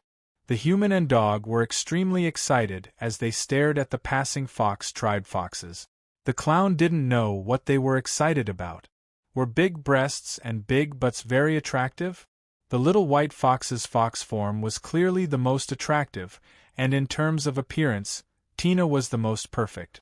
However, Unlin and Dabai were extremely excited about the wildflowers outside, which the clown found very difficult to understand. After a while more, the clown finally couldn't help but ask, Big brother, and are these foxes really that good-looking? Why do I feel like none of the foxes passing by here are as good-looking as Little Na? Tina was extremely excited. The heavens had eyes, there was finally someone who wasn't blind. I'm such a delicate little elf, yet you don't go and appreciate them, and instead go and look at those vixens. Unexpectedly, when Unlin and Dabai heard this, they shook their heads at the same time. They smiled like experienced drivers and explained earnestly. Clown, you don't understand. To appreciate beauty, you don't just look at the appearance. You also have to look at the temperament, Unlin said very seriously. Tina placed her hands on her hips and pouted. Is my temperament not good enough? No, Little Na has a very good temperament. But, Unlin changed the topic, your temperament is a holy and inviolable beauty. Your beauty is impeccable. You can look at it from afar but you can't play with it. As for the beauty of the Fox clan, hee. Unlin suddenly laughed. Dabai continued, the beauty of the fox race is mostly a beauty that seduces one's soul. It is emitted from the inside out. Quickly come on my beauty. Woof. Tina's face convulsed slightly. Clown paused for a few seconds before suddenly speaking, so that's why you're here. You want to see beautiful women on the streets. Unlin, Dabai. It's over, we've been tricked. Unlin and Dabai were both very angry. We were seriously discussing aesthetics with you, but you mercilessly exposed us. Ahem. We've finished studying the appearance of the Fox clan. Let's go into Qinghu City now to gather some information. Unlin cleared his throat before taking the initiative to speak. Thus, a human, a dog, a monkey, and a fairy began their journey into Qinghu City. The buildings in Qinghu City were all very antiquated. Most of them were constructed from wood, and most of them exuded a sense of natural harmony. There were many shops along the streets, and most of the things being sold were very spiritual. Some were spirit fruits, some were spirit nurturing essence, and there were even all types of spirit beast eggs. Unlin had seen all kinds of treasures in his life. Even though there were many interesting items on the street, he was a little bored after a quick glance at them. He then turned his attention back to the fox race cultivators on the street. He felt like he had made a huge profit on this trip. After all, he was very happy to be able to see a bunch of beauties. Tui, to be able to help Clown. Perhaps it was because he was quite handsome, but he soon received seductive glances from over a dozen fox race beauties, and one of them even stuck out her tongue. This was intense and exciting. This was a perilous situation. Dabai was quite displeased. Why do all of those vixens like to lay their hands on you? Are they looking down on me, Dabai? Woof. A smug smile appeared on Enlin's face. It's all because I'm more handsome, more powerful, richer, more outstanding, and more perfect than you. Dabai. The fox race was more interested in human beauty, so handsome men like Enlin were naturally more popular. Along the way, aside from all kinds of specialty shops, there were also many chicken and duck shops. The decorations of the chicken shop were especially eye-catching. Many beautiful and sexy young ladies were standing outside the door, and they looked extremely flirtatious as they passionately solicited the passers-by. Many men who couldn't hold themselves back walked into the chicken shops with flushed faces, most likely wanting to have a taste of the beauties. Dabai wanted to eat chicken, but he was stopped by Enlin. Are you crazy? Clown and Little Na are still here. Enlin roared angrily. We can split up. I'll go in and scout out the enemy, woof. Dabai was extremely excited. Enlin. He couldn't be bothered to waste words with Dabai, so he dragged this perverted dog along with him as he continued onward. There were also many duck shops here, and there were many handsome men posing outside the doors. Even though they didn't say anything, they didn't need to say anything. Some of the women and men couldn't help but step into the shops with flushed faces. The quality of the duck here was quite good, and they wanted to try it. Enlin and Dabai had no interest in eating duck, and they left with disdainful expressions. In any case, the chicken and duck industry here was very developed. Many humans, Dragon Tribe, Light Wing Clan, Dark Wing Clan, and other large tribes came here just to see if the chicken and duck were delicious. As such, it could be said that this industry was one of the main industries of Qinghu City. As Enlin was enjoying the scenery, he didn't forget to unleash his divine sense to detect the cultivation bases of the fox race cultivators. Along the way, he scanned over 10,000 fox race cultivators with his divine sense, and he discovered that there were 7 soul formation stage fox race cultivators among them. This was an extremely frightening ratio. Could it be because the banquet was imminent? Within an immortal spirit fruit shop, Enlin and the others were gathered around a table, enjoying delicious fruit. All of the fruits that grew in the territory of the fox race were extremely fragrant, and it was very easy to become addicted to them. Normal living beings wouldn't be able to stop eating, and there were many who went bankrupt. This was also one of the main industries of Qinghu City, the fruit banquet. Even though they knew that it was very easy to become addicted to the fruit, there were still many living beings who were unable to repress their curiosity, and they felt that they had great willpower and wanted to try the fruit. However, they ended up losing everything before they knew it. There was no lack of such people in this world. Some of them thought that they weren't such people, and they pounced on the fruit without any hesitation, only to fall into the abyss. Enlin couldn't stop eating the fruits from the fox race's territory either. They were simply too delicious. The juices were like a pair of agile hands, teasing his tongue and body. It was so satisfying that he wanted to continue. Right at this moment, a voice from a neighboring seat made him slow down. Did you hear? The young master of our Black Saber sect has also received an invitation to the wedding. I'm so envious. I want to attend the wedding of the century of the fox race as well. You? Don't even think about it. You don't have that status, so you won't be able to receive an invitation. If you want to attend, you'll have to be a follower of some important figure. Chapter 997. The Wedding of the Century? Enlin immediately knew whose wedding they were referring to. However, they didn't have invitations. What should they do? If the security at the wedding was a little lax, then they could sneak in. However, if the security was extremely tight, then there was still a risk of being discovered. It would be best if they had an invitation so that they could sneak in openly. Should they steal one? Anlin's eyes flashed. He actually didn't approve of Xiao Chou crashing a wedding. That would be tantamount to suicide. The Fox tribe was not a small tribe. Even though they didn't have any Dao integration stage super mighty figures, they had 6 return to void final stage mighty figures among their rank. Anlin and the others had almost no chance of winning against the entire Fox tribe. Anlin had also tried to persuade Xiao Chou to let go and bid farewell to his past during the wedding. In order not to provoke Xiao Chou, he didn't point out that Bai Yao's feelings for him weren't love. Instead, he told him that many things would change as time passed, including some emotions. In the mortal world, there's a 90% chance of a long-distance relationship breaking up within 2 years. You've been with Bai Yao for close to 100 years. Do you really think her feelings for you won't fade away? No, I'm different from Bai Yao. Bai Yao must have been forced into this. That's right, Xiao Chou was like a stubborn person. He stubbornly believed that things were as perfect as he imagined them to be. However, Xiao Chou also promised that he wouldn't do anything rash in order to play it safe. Instead, he would act according to the situation.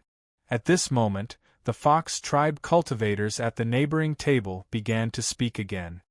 Hey, apparently Princess Bai Yao doesn't want to marry young Master Qin Nan. It looks like there's more to this wedding than meets the eye, one of the Fox tribe cultivators whispered. Xiao Chou's eyes lit up. Anlin drew a sharp intake of breath.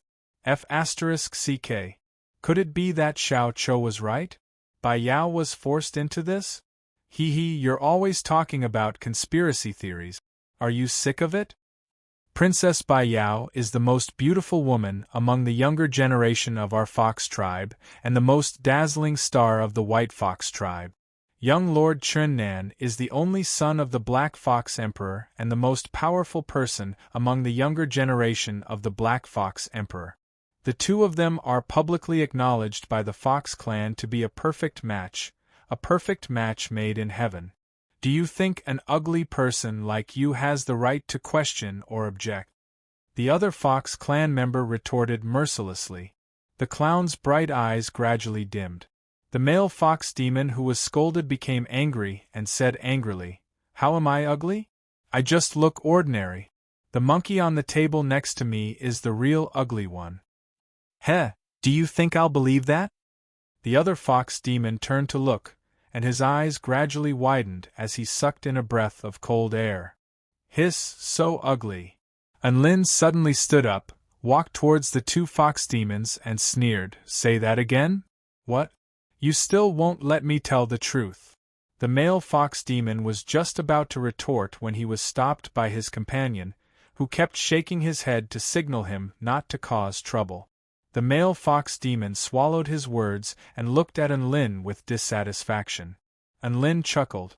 "Do you think it's over if you don't say anything? Say that again is just a prelude. It's not like I won't beat you up if you don't say that again."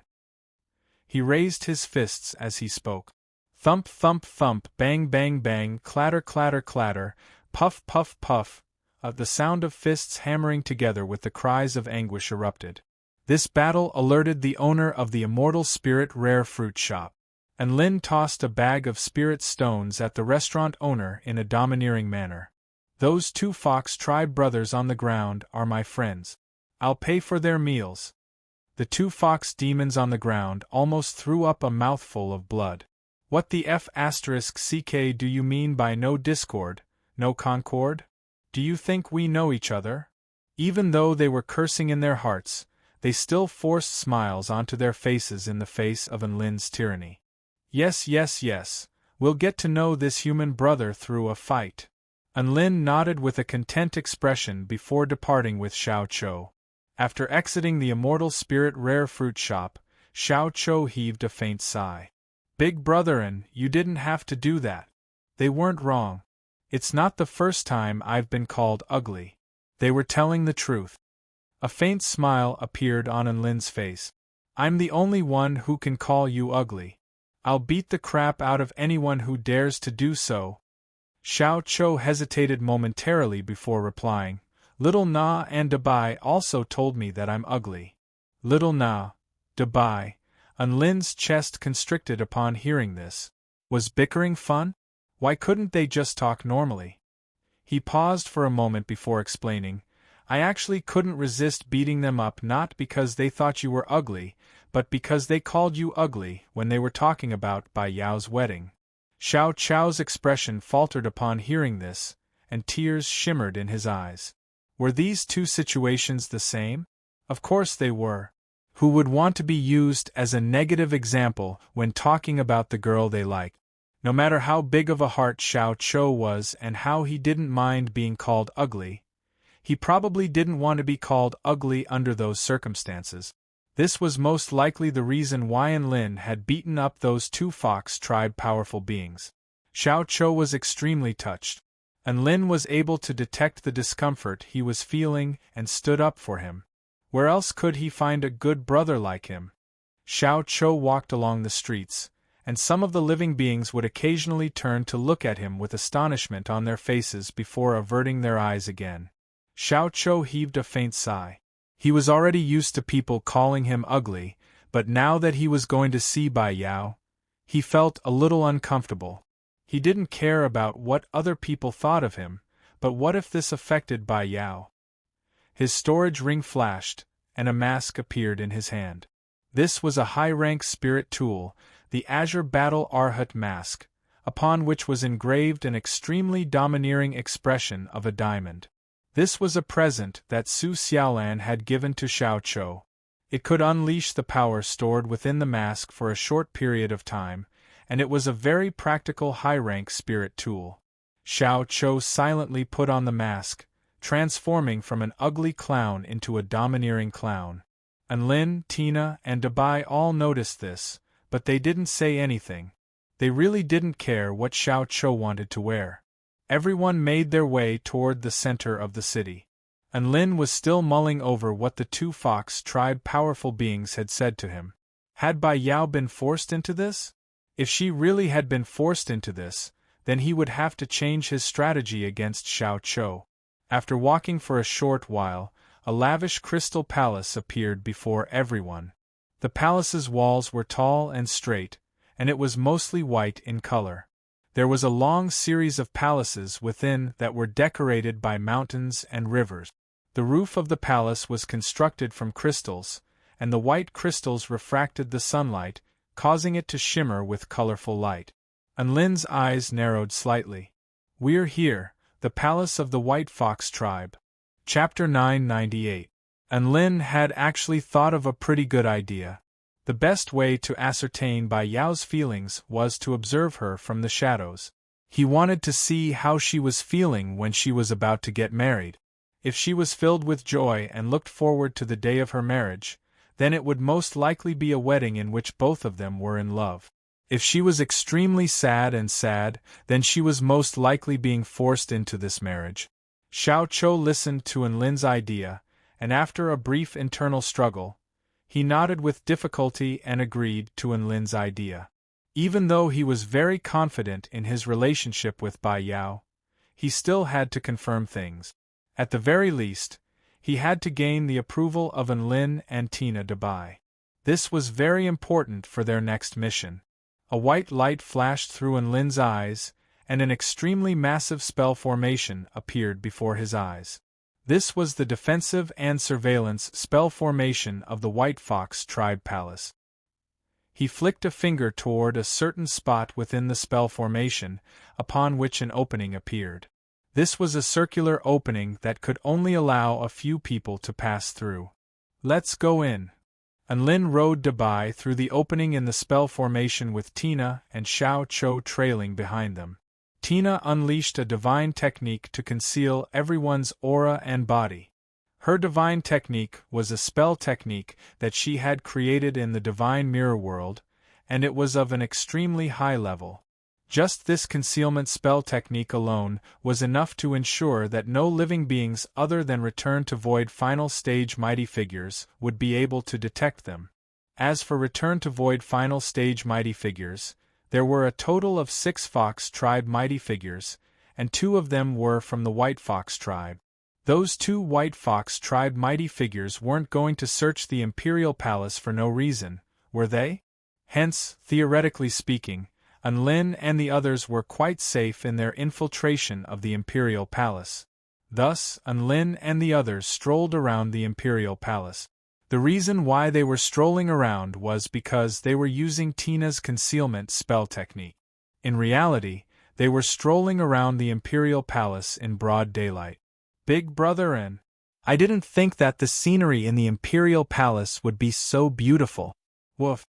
Debai's nostrils flared as he looked around with drooling eyes. Unlin's nostrils flared, and he nodded with approval. It's so beautiful. Super beautiful. Tina pouted and grumbled. We're already in the Imperial Palace, and you're still not being serious. Yes, Debai and Unlin were looking at the palace maids around them with passionate eyes. The clothes of these palace maids were particularly sexy. The collars in front of their chests were extremely low, revealing half of their snow-white breasts. They wore short skirts, revealing their straight and slender legs in the air, which was very pleasing to the eye. As the palace maids walked around in the palace, waves of fragrance wafted through the air, causing ripples in people's hearts. This kind of palace dress design is really amazing. I want to give the designer a 5-star rating. Unlin continued to laugh shamelessly. Then I'll give the beautiful Fox Palace maid a 5-star rating. Woof. A sly smile appeared on Debai's face as his big, round eyes roamed around the garden before him.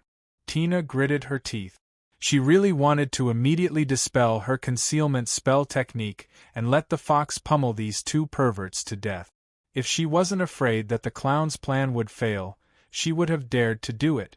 The clown pulled out a handful of pristine white fur.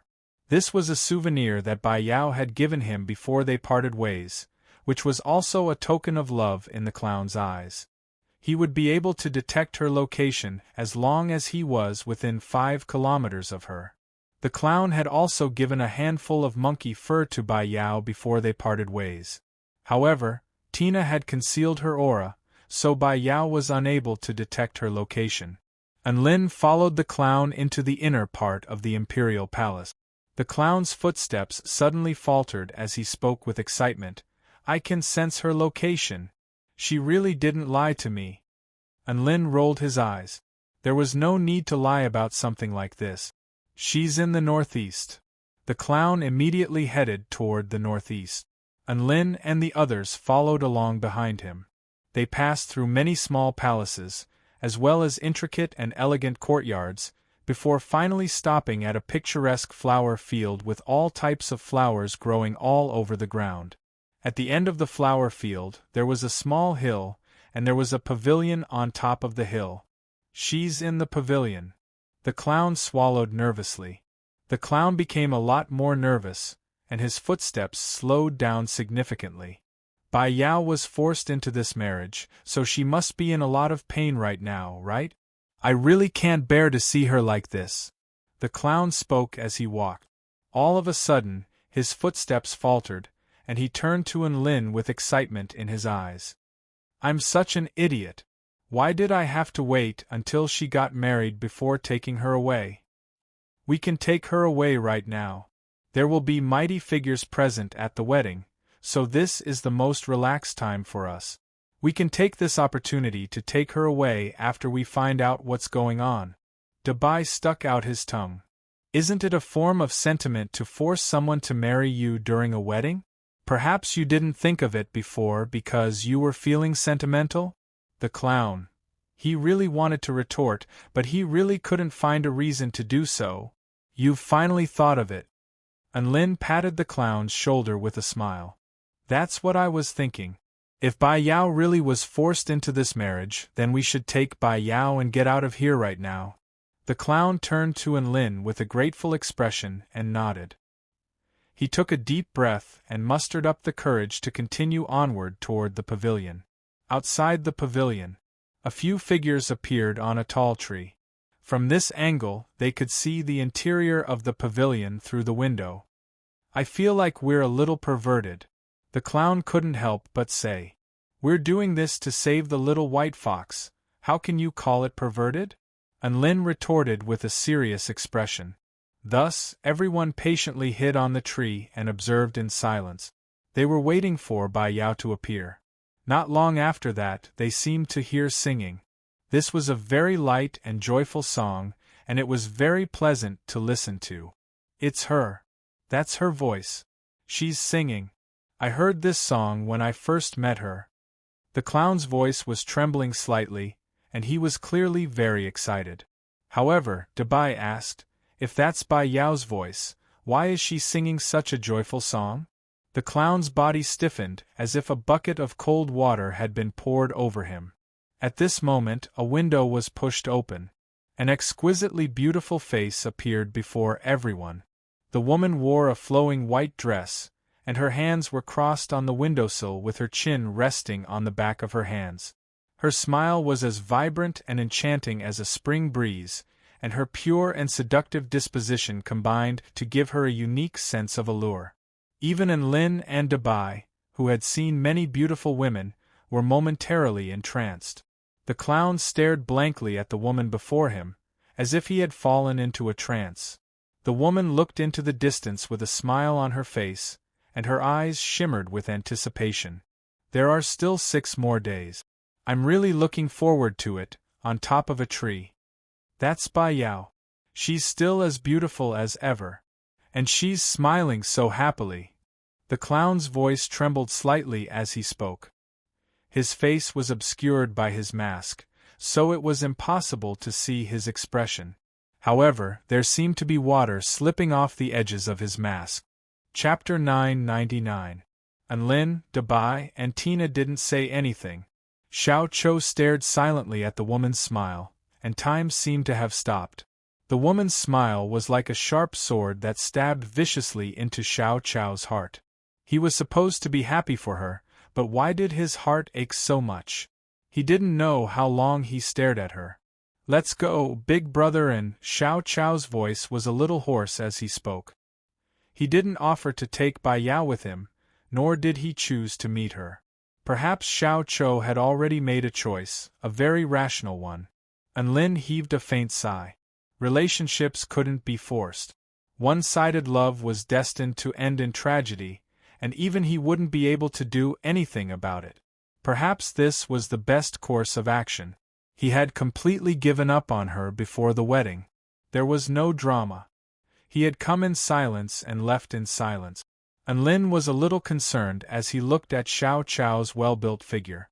The clown's heart might be bleeding, but with the passage of time, there would come a day when it would heal. His self-righteous feelings were just a mistake. He would eventually realize this.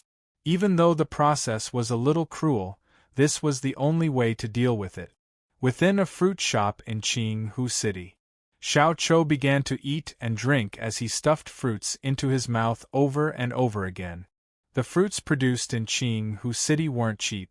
Even though many people were addicted to them, this was the first time any of the surrounding foxes had seen someone eat so much. All of them turned to look at Xiao Chou. They were initially stunned by his monstrous and extravagant eating habits before being astonished by his facial features. The fox tribe was a race that yearned for beauty, so they were usually quite good-looking after their human forms, so they had never seen anything like this before. Holy F***ck. What an ugly monkey. My God, I feel like I'm going to have nightmares when I see that face.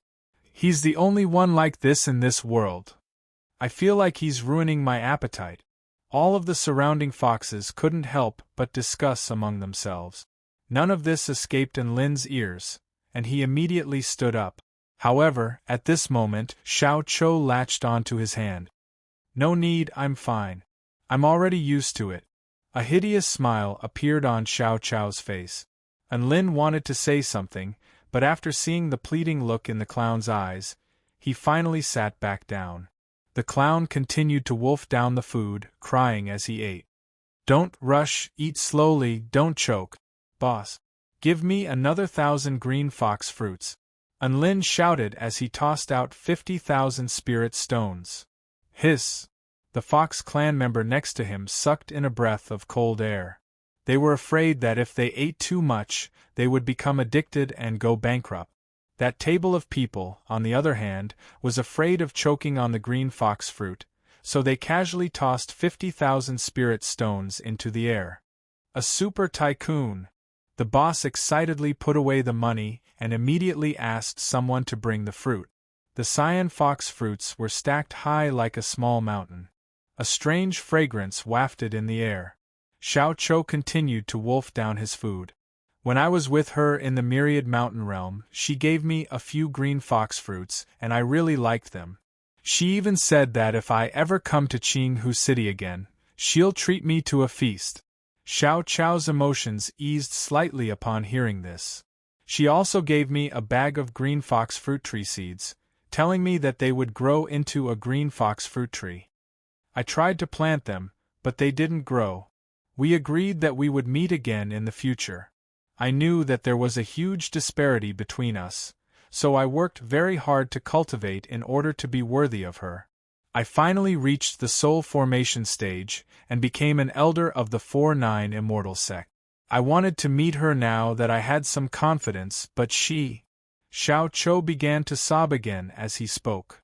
I had always thought that the simple interaction between me and her, talking about life in the mountains without any secrets, playing together, hunting together, catching fish together, living a carefree life, I thought that was the most beautiful relationship in this world.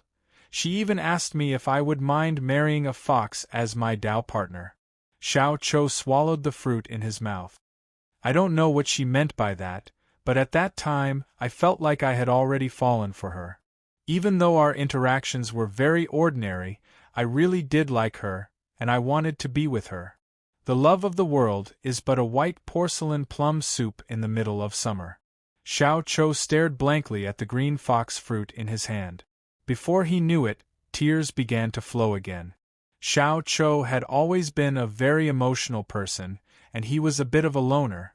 It was a pity that she didn't want him even though he had chosen to conquer himself. Unlin heaved a forlorn sigh upon seeing this. The love tribulations of this world are but 3 black tiles of Huanglian Xianji, 3 black tiles of Huanglian Xianji, 3 black tiles of Huanglian Xianji. Xiao Chou's eyes lit up as he turned to look at Unlin. This sentence revealed what he was thinking and resonated with him. Xiao Chou took a deep breath before continuing to eat the green fox fruit. Eat, eat. Eat all these fruits and forget about her, Unlin urged. Xiao Chou nodded silently before wolfing down the green fox fruit.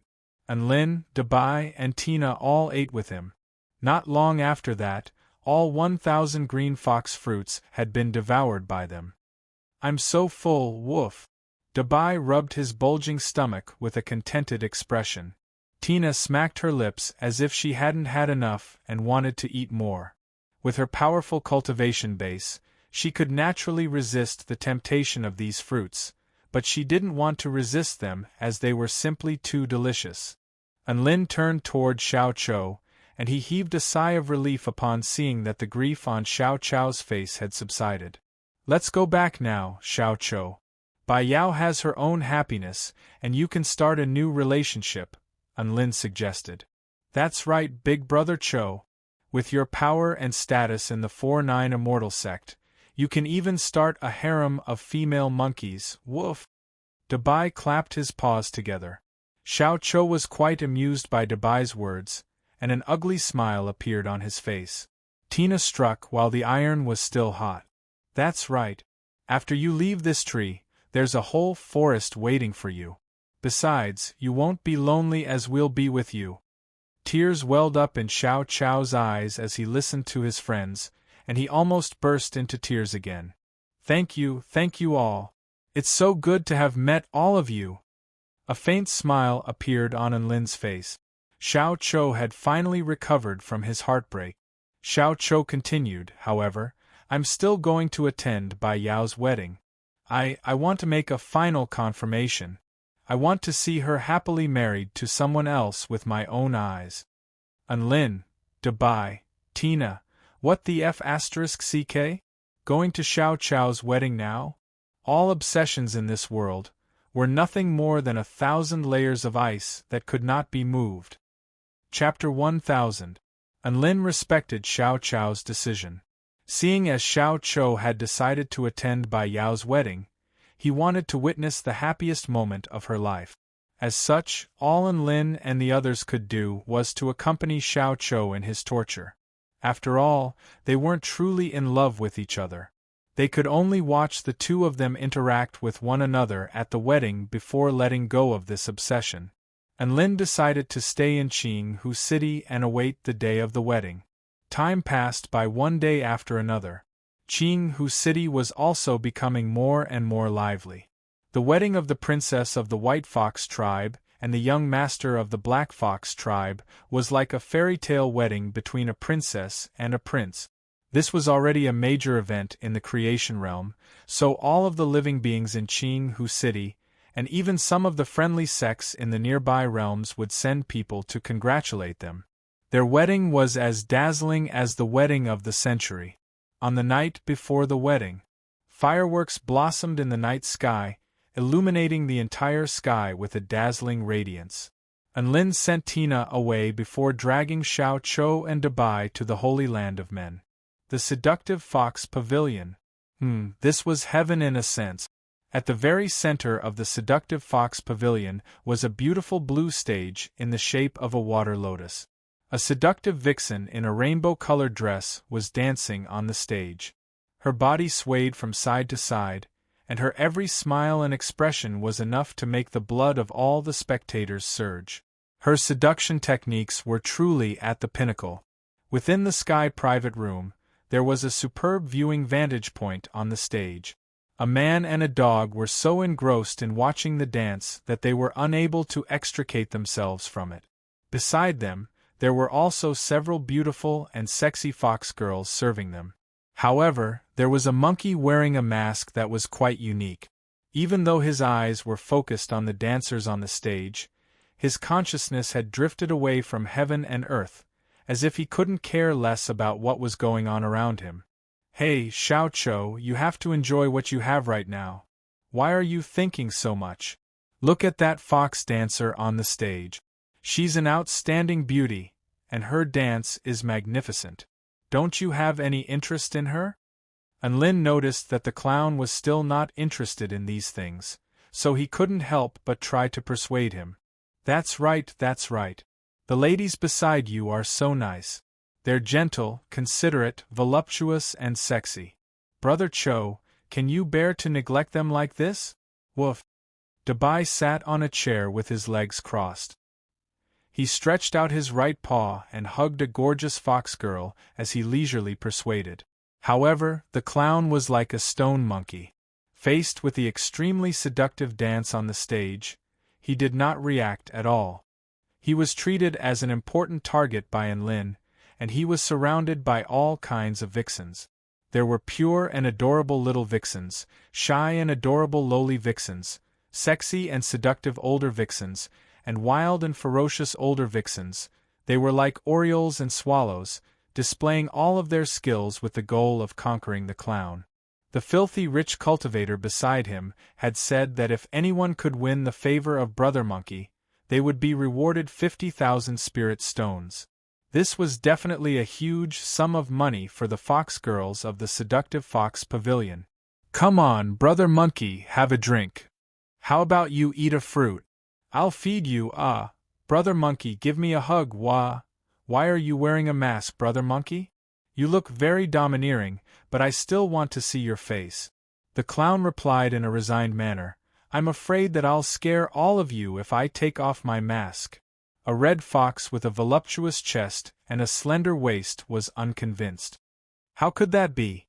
Brother Monkey is mighty and domineering, and you have a well-built body. I give you 9 points for that alone. No matter what, your face won't scare me. I'll be attracted by your imposing figure and fall in love with your face. That's right, that's right. Brother Monkey, hurry up and take off your mask. All of the fox beauties chimed in excitedly. In order to open a man's heart, one had to take off his mask first. With so many customers seeking to drown their sorrows in alcohol, how could they not know this?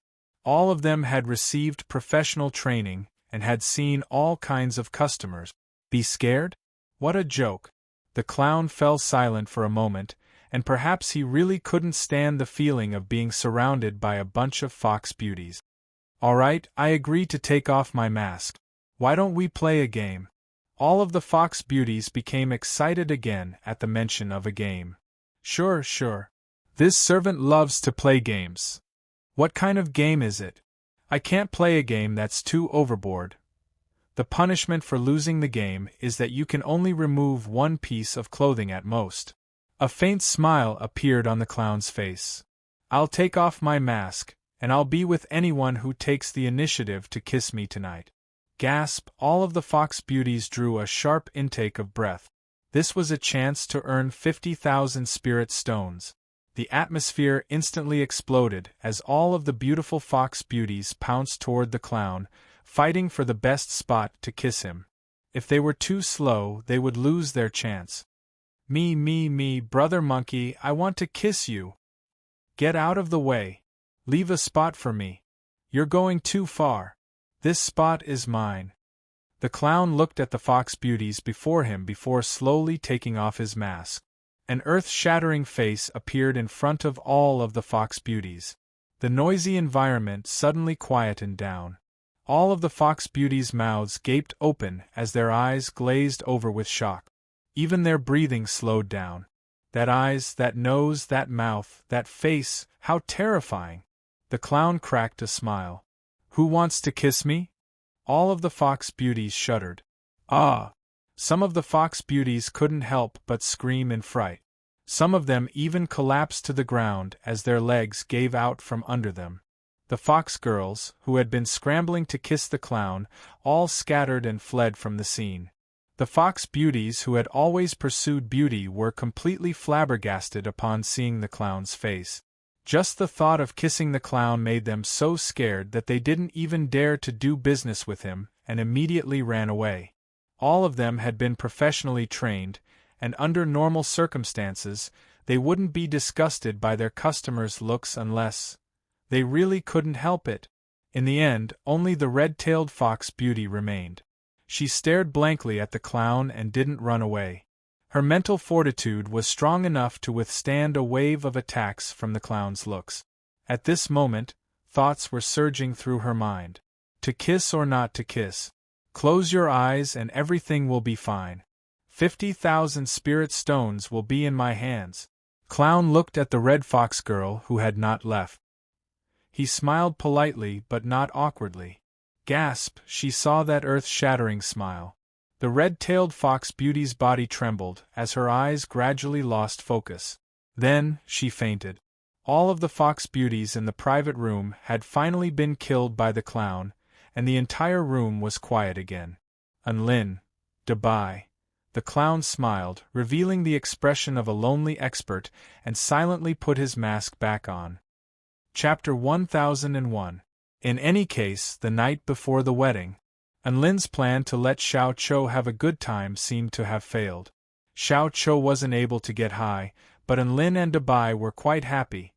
The three of them made their way out of the seductive fox house and returned to their living quarters. A man who's been hurt by love is still able to remain true to himself. It has to be said that Xiao Chou really is a loyal man. Unlin shook his head and sighed with emotion. It's actually not a good thing to be too loyal. Love can get hurt easily, and even the heavens themselves will grow old. Brother Chou, you're living a very tiring life if you're so serious. Woof. Dabai wagged his snowy white tail as he offered his opinion of love. Xiao Chou smiled upon hearing this. Don't worry, I've already gotten over it. I just haven't gotten over it yet. Unlin and Dabai were quite relieved to hear this. That night was a very lively one. Qinghu City was a city that never slept, and many of the entertainment venues in the city were still open until the next day. Lin and the others didn't stay up too late. After all, there was still an adorable little fairy waiting for them. Lin couldn't ruin his perfect image in Tina's heart, even though it was very likely that his image had been ruined a long time ago. Giant Lin, why were you out for so long? Tina placed her hands on her hips as she interrogated Lin in a delicate voice. Lin coughed lightly before replying in a nonchalant manner, "We were taking Xiao Chou out to relax, so we went to watch a dance." That's right, there were foxes playing with that dance, but our hearts were clear, and we chased all of those seductive cheese away. Woof! Dabai chimed in with a righteous expression. Tina turned to look at Xiao Chou with a surprised expression. "You're that obedient?" Xiao Chou nodded with a speechless expression. That was indeed the case. He had indeed chased all of those seductive cheese away, and he had done it with his face. However, what was with the intense sorrow in his heart? This was the first time he had realized that ugliness could also be a weapon. The next morning. On this day, a fragrant aroma wafted through the entire city. Red flower petals fell from the sky, creating a red carpet on the ground. The fox tribe all put up celebratory decorations to celebrate this beautiful day. Bai Yao and Chun Nan's wedding was going to take place on this day. In the largest imperial palace of Qinghu City, the Qinghu Imperial Palace, powerful beings from all over the world began to gather here. A series of ferocious mutant beasts flew over atop clouds and mist as they dragged throned carriages. There were even WYRMs flying in the Cho Xiao Cho Xiao Cho. Cho Xiao Cho, it was an extremely prosperous and spectacular scene. Because there were a lot of visitors, the guards at the gate only recognized the invitations and not all the experts. Cho, Xiao Cho Ling Xiao Cho Cho Xiao. White light flashed in his eyes for a moment. He saw 3 extremely complicated and huge formations. They were harmonizing with each other and enveloped the entire palace. This spell formation was of an extremely high level, and it was most likely a Dao integration stage spell formation. Even though Lin could see the flaws in the spell formation, it would not be easy for him to break it. However, he didn't need to do so. He was only here to accompany the clown to be stabbed in the heart. This wedding sure is massive. It's almost as big as when our sect was first established. Woof! Dabai couldn't help but exclaim in amazement at the sight of all the powerful beings passing by.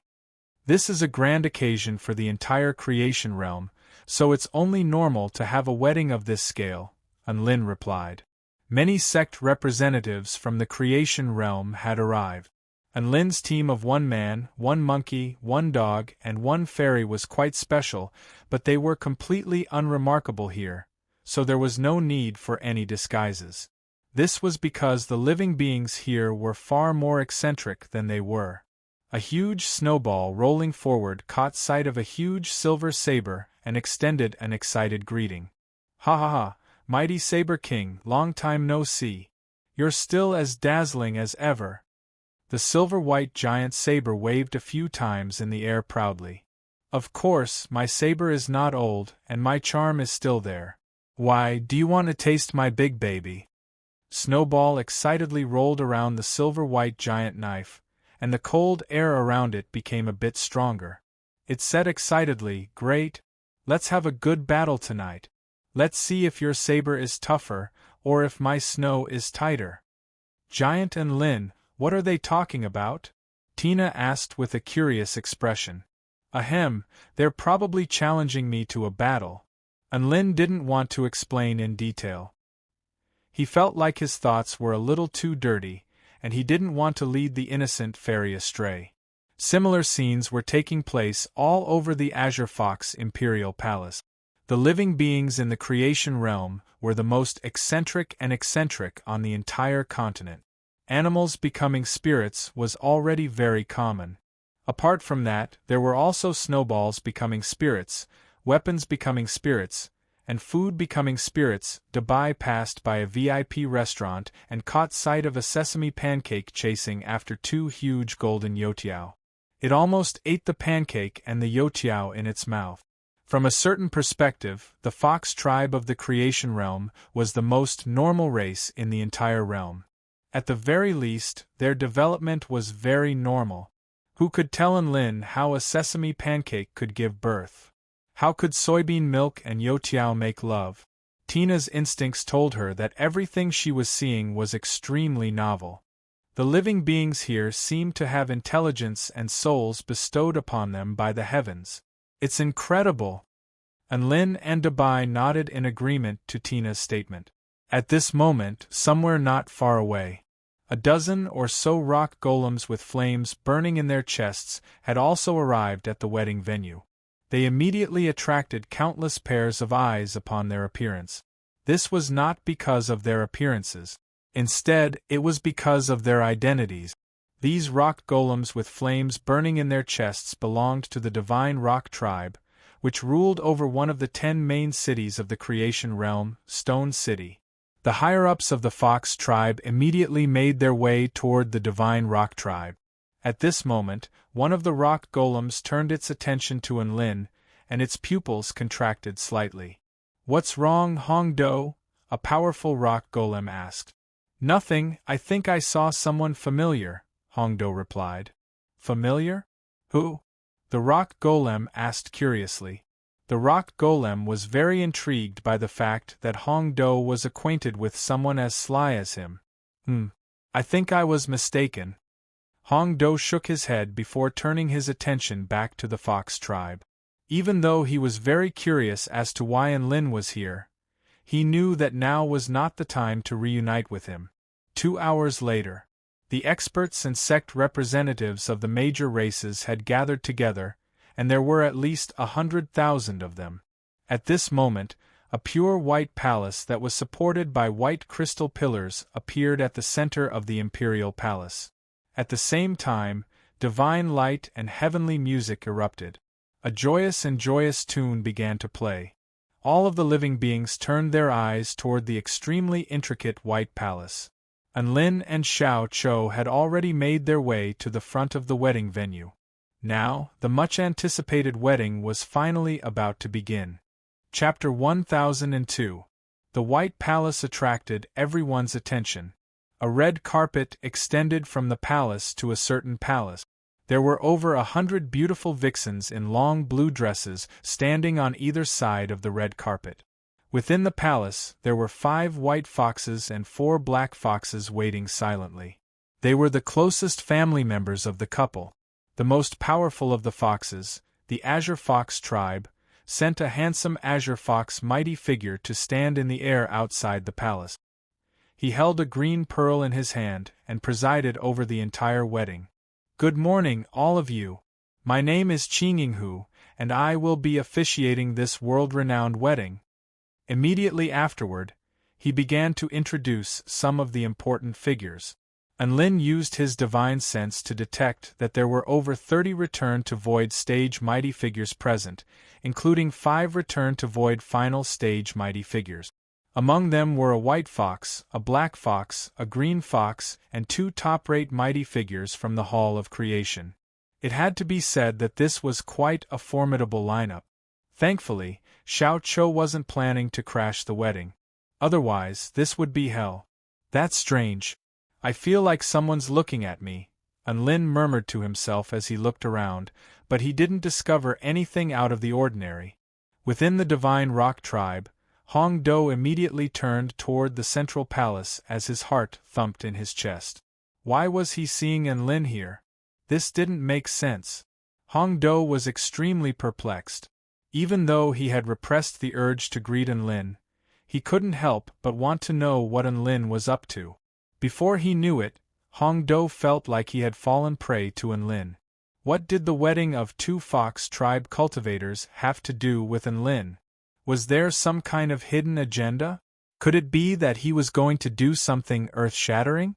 If he was going to do something big, then who was he targeting? The main characters of this wedding were Bai Yao and Chun Nan. If Enlin really had a target, then it would be those two fox tribe cultivators. Could it be that there was some kind of secret between Enlin and Princess Bai Yao? Hong Do's eyes widened and he drew a sharp intake of breath as this thought occurred to him. He felt like he had discovered something important. Enlin was in love with Princess Bai Yao, so he was going to crash the wedding. Oh my God! Enlin really had guts. Hong Do was extremely excited, and he turned to Enlin with scorching anticipation in his eyes. It felt that as a friend who did not get to know each other through a fight, it could help out a little in the White Palace. A warm smile appeared on Bai Yao's mother Bai Muyu's face as she turned to the black fox beside her. Chern Hao, I heard that Nanner made another breakthrough in his dark corrosion divine flame 2 days ago?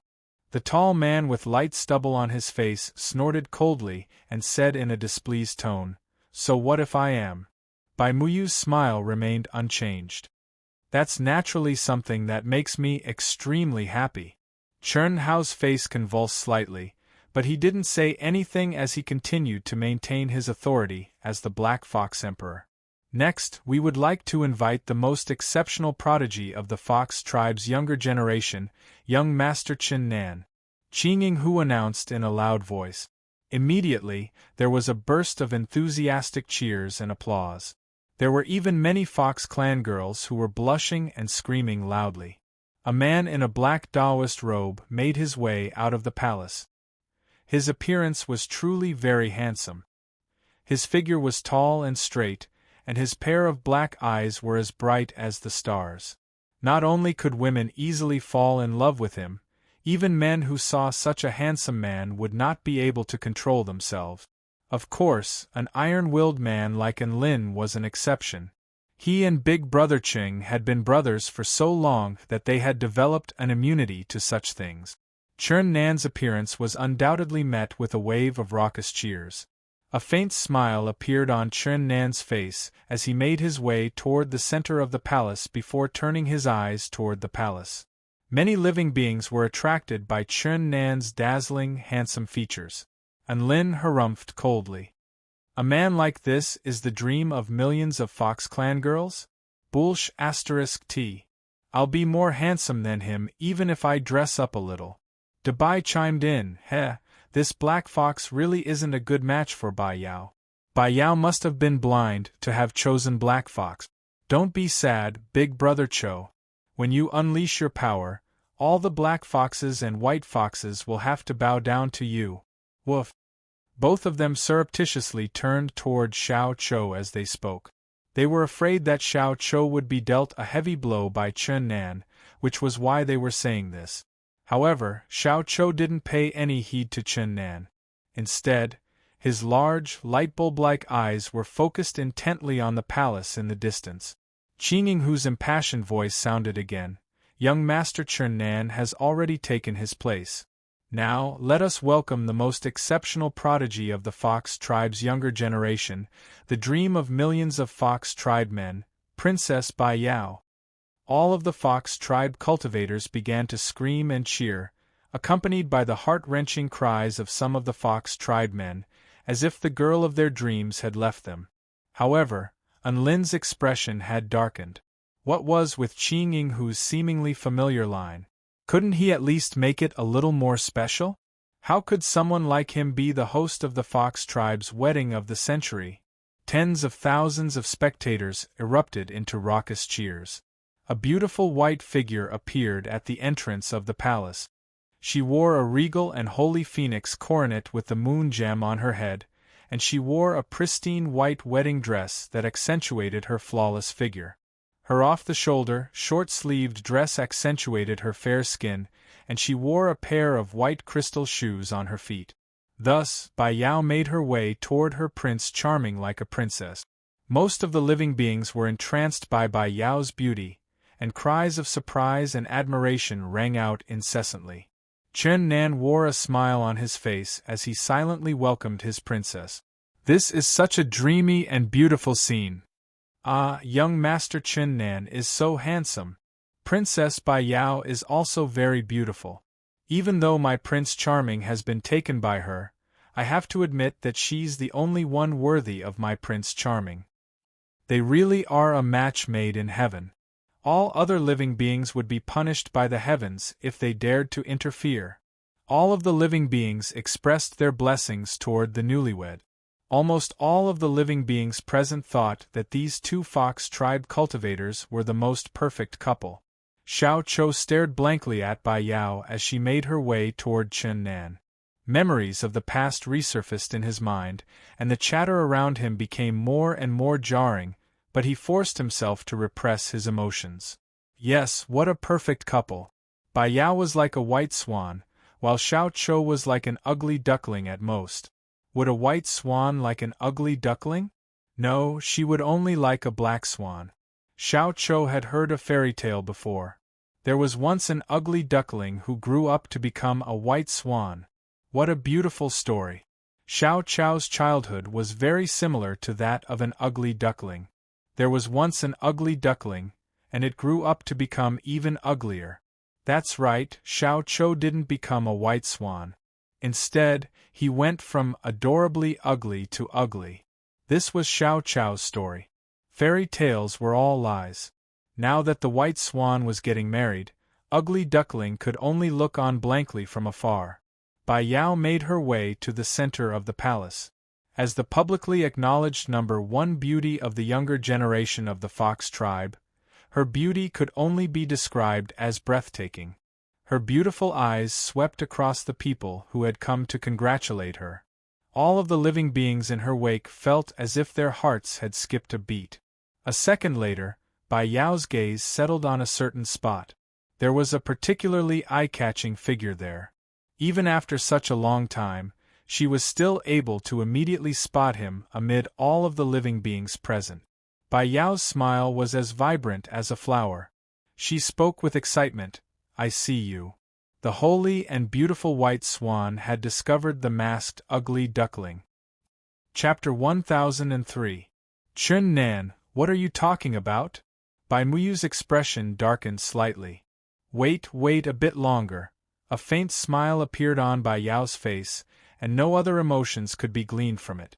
Tina also began to make a few hand seals, and a divine light flashed through her green eyes. Things had developed in a completely different direction than he had imagined. Boom! A blue-tailed mermaid made her way over with tears shimmering in her eyes. Chun Nan, I'm here to pick you up. Come with me. Are you finally going to lay your cards on the table? Let me tell you the truth, I'm not. Huh! Black Fox Chun Nan's expression remained unchanged, and he still wore a joyful and expectant smile on his face. This was something that he had always believed in, and he had never given up on. Even after eating 1,000 green fox fruits at the Rare Fruit Pavilion a few days ago, he had never let go of this belief. Otherwise, he wouldn't have suggested coming here to witness Bai Yao's blissful expression. I have a spatial divine technique that allows me to perform extremely fast spatial skipping. Even a return to void final stage mighty figure would find it extremely difficult to catch up to us, Tina said.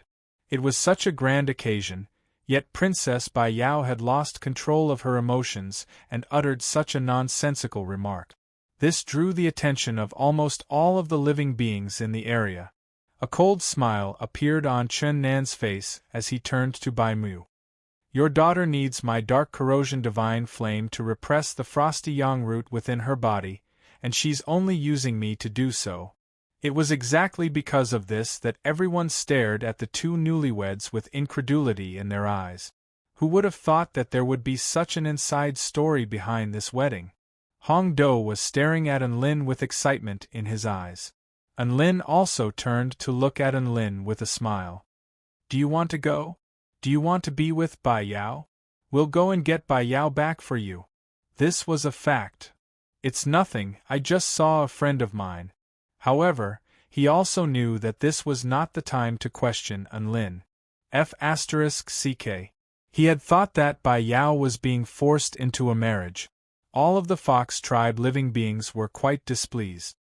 His voice wasn't very loud, but everyone present was quite powerful, so they naturally heard him.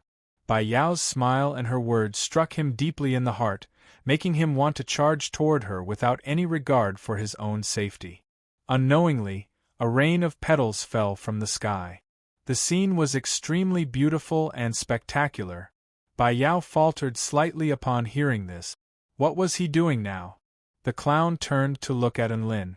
Xiao Chou looked at his companions who wanted to fight for his happiness, then at the return to void final stage mighty figures on the stage, and he opened his mouth to speak before shaking his head with difficulty.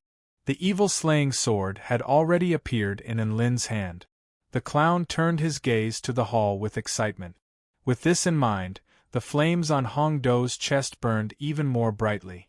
The family's blessings had ended, and now it was time for the couple to take their vows. The wedding ceremony continued. He felt like he was being a little strange.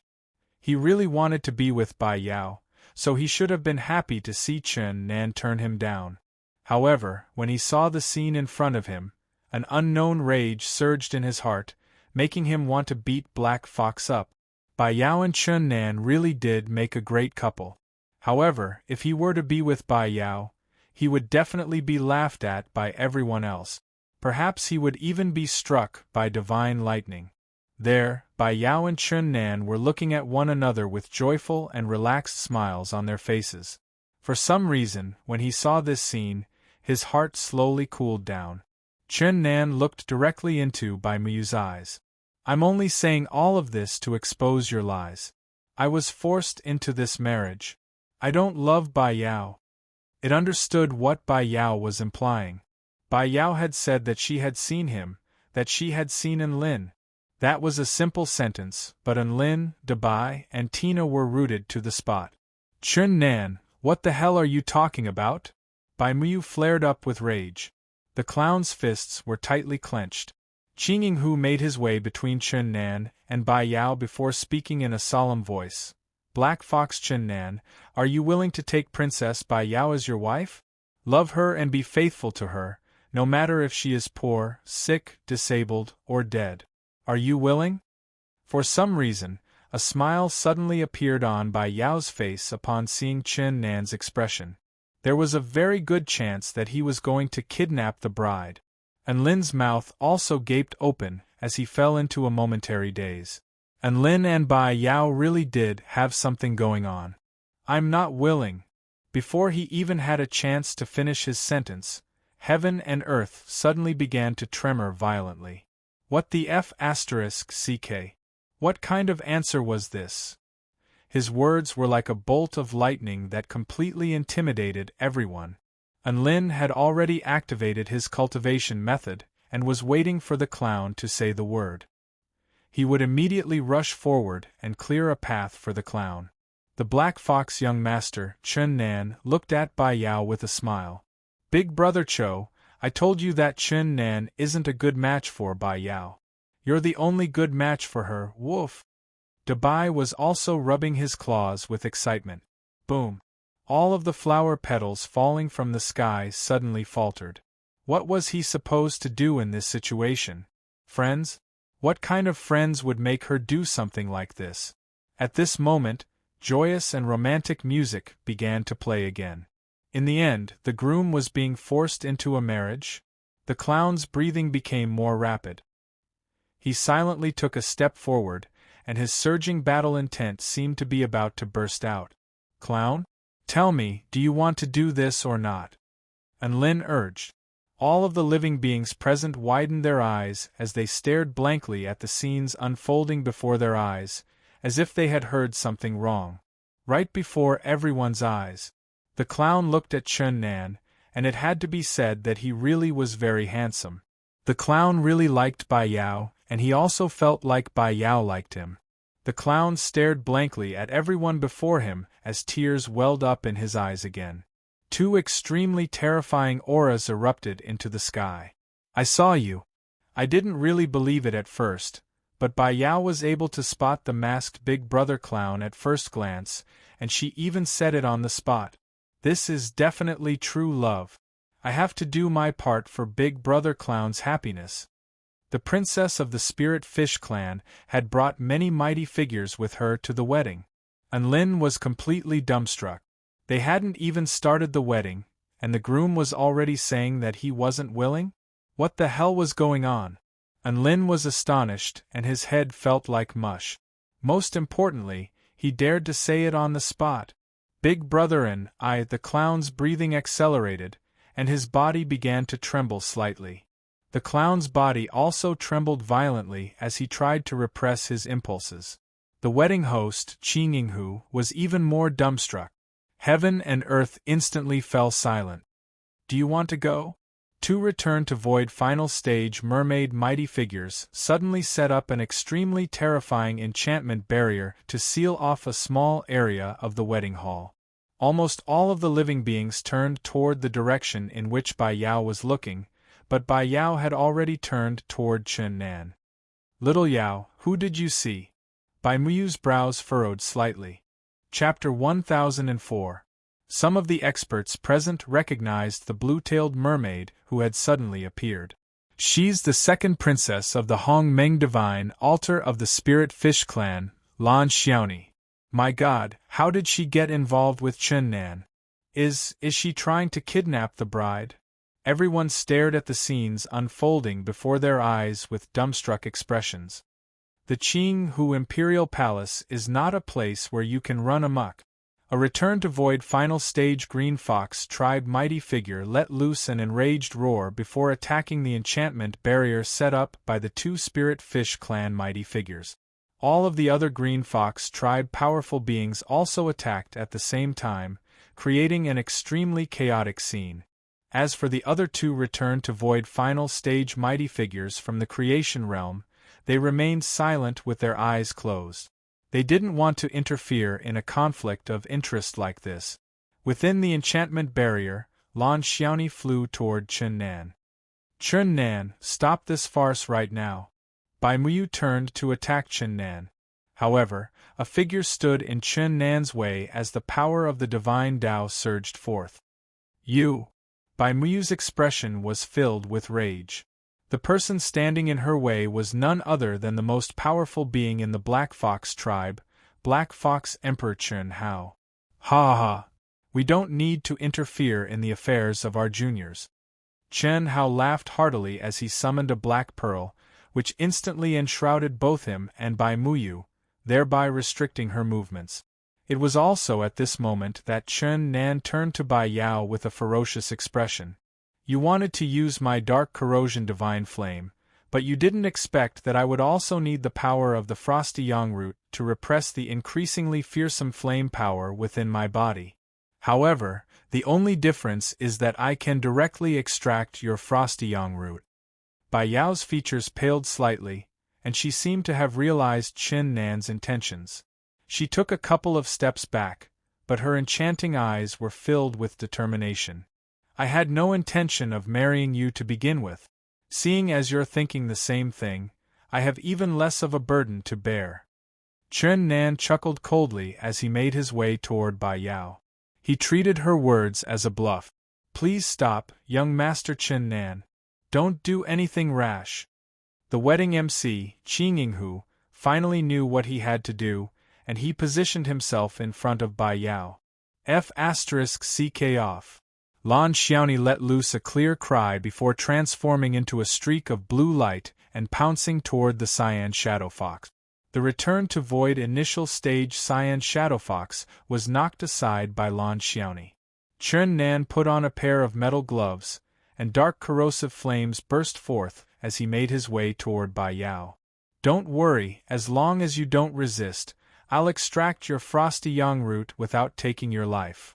Of course, there was one more thing he didn't say. Don't blame me for losing my cultivation. Rumble. All of a sudden, the barrier shook violently. What's going on? Chen Nan's expression changed drastically. He turned to look at the barrier, only to see that a mighty figure who had chosen to watch from the sidelines had suddenly intervened in this matter. This was Yu Do from the Divine Rock Tribe. He was currently attacking the Spirit Fish Clan's barrier with the Green Fox tribe mighty figure. Grandpa, hurry up and smash it. My friend's woman is in danger. Hong Do yelled. Yudo let loose an enraged roar, and his mountainous fists rained down on the enchantment barrier as he roared in a thunderous voice, "Release Mr. Enlin's woman. Otherwise, don't blame me for being merciless." He had already heard Hong Do's recount of what had happened. He was very familiar with the romance of kidnapping a bride. However, he didn't think that both sides would try to kidnap the bride. This was quite an exciting turn of events. Yudo decided to stand with his grandson's friend and cooperate with the Green Fox tribe mighty figure. The Green Fox tribe was dumbstruck. They were very happy to have another powerful ally, but what the hell was this about releasing Enlin's woman? Could it be that Bai Yao was? Enlin's mouth gaped open as 10,000 mythological beasts stampeded over his heart. Enlin. Could it be the Lord of Transcendence, Enlin? My God, Enlin is in a relationship with Bai Yao? Why don't I understand what's going on at this wedding? Look, Enlin really is there. Gasp. Lan Xiaoni kidnapped Chen Nan, and Enlin kidnapped Bai Yao? This is explosive. This is going to rock the entire continent. All of the onlookers' eyes widened as they discussed among themselves. Enlin was dumbstruck. His heart was starting to feel a little overwhelmed by the way things had been twisted during this period of time. What the F***ck was going on now? This was way too bizarre and terrifying. What the F***ck was this about Enlin's woman? Why was Bai Yao involved with him? Who was trying to set him up? If Su Xiaolan were to find out about this, he was going to be screwed. Brother, let me explain. Enlin almost threw up a mouthful of blood as he turned to look at Xiao Chou. If he were to find out who was trying to set him up, he was going to cut that B***starred into 1,000 pieces. Big brother, and I know what kind of person Bai Yao is. You've been misunderstood. Xiao Chou pulled out his bat as his aura soared into the heavens. Enlin, Xiao Chou was far too understanding. Chen Nan and his allies were in an even more urgent situation upon learning of Enlin's existence. Bai Yao, your frosty young root is mine. Chen Nan roared with rage as he made a grabbing motion toward Bai Yao. A massive, corrosive palm of divine flames enshrouded Bai Yao like a net, sealing off all avenues of escape for her. In that instant, a terrifying sense of peril engulfed Bai Yao's entire body. She was completely alone and helpless, and she could only defend with all her might as she unleashed a series of ice walls in front of her. However, Chen Nan's full-force attack was far more powerful than hers, and it quickly shattered the ice walls. Bai Yao's delicate body was blasted flying by the overwhelming power of the attack, and she threw up blood as she threw up a mouthful of blood.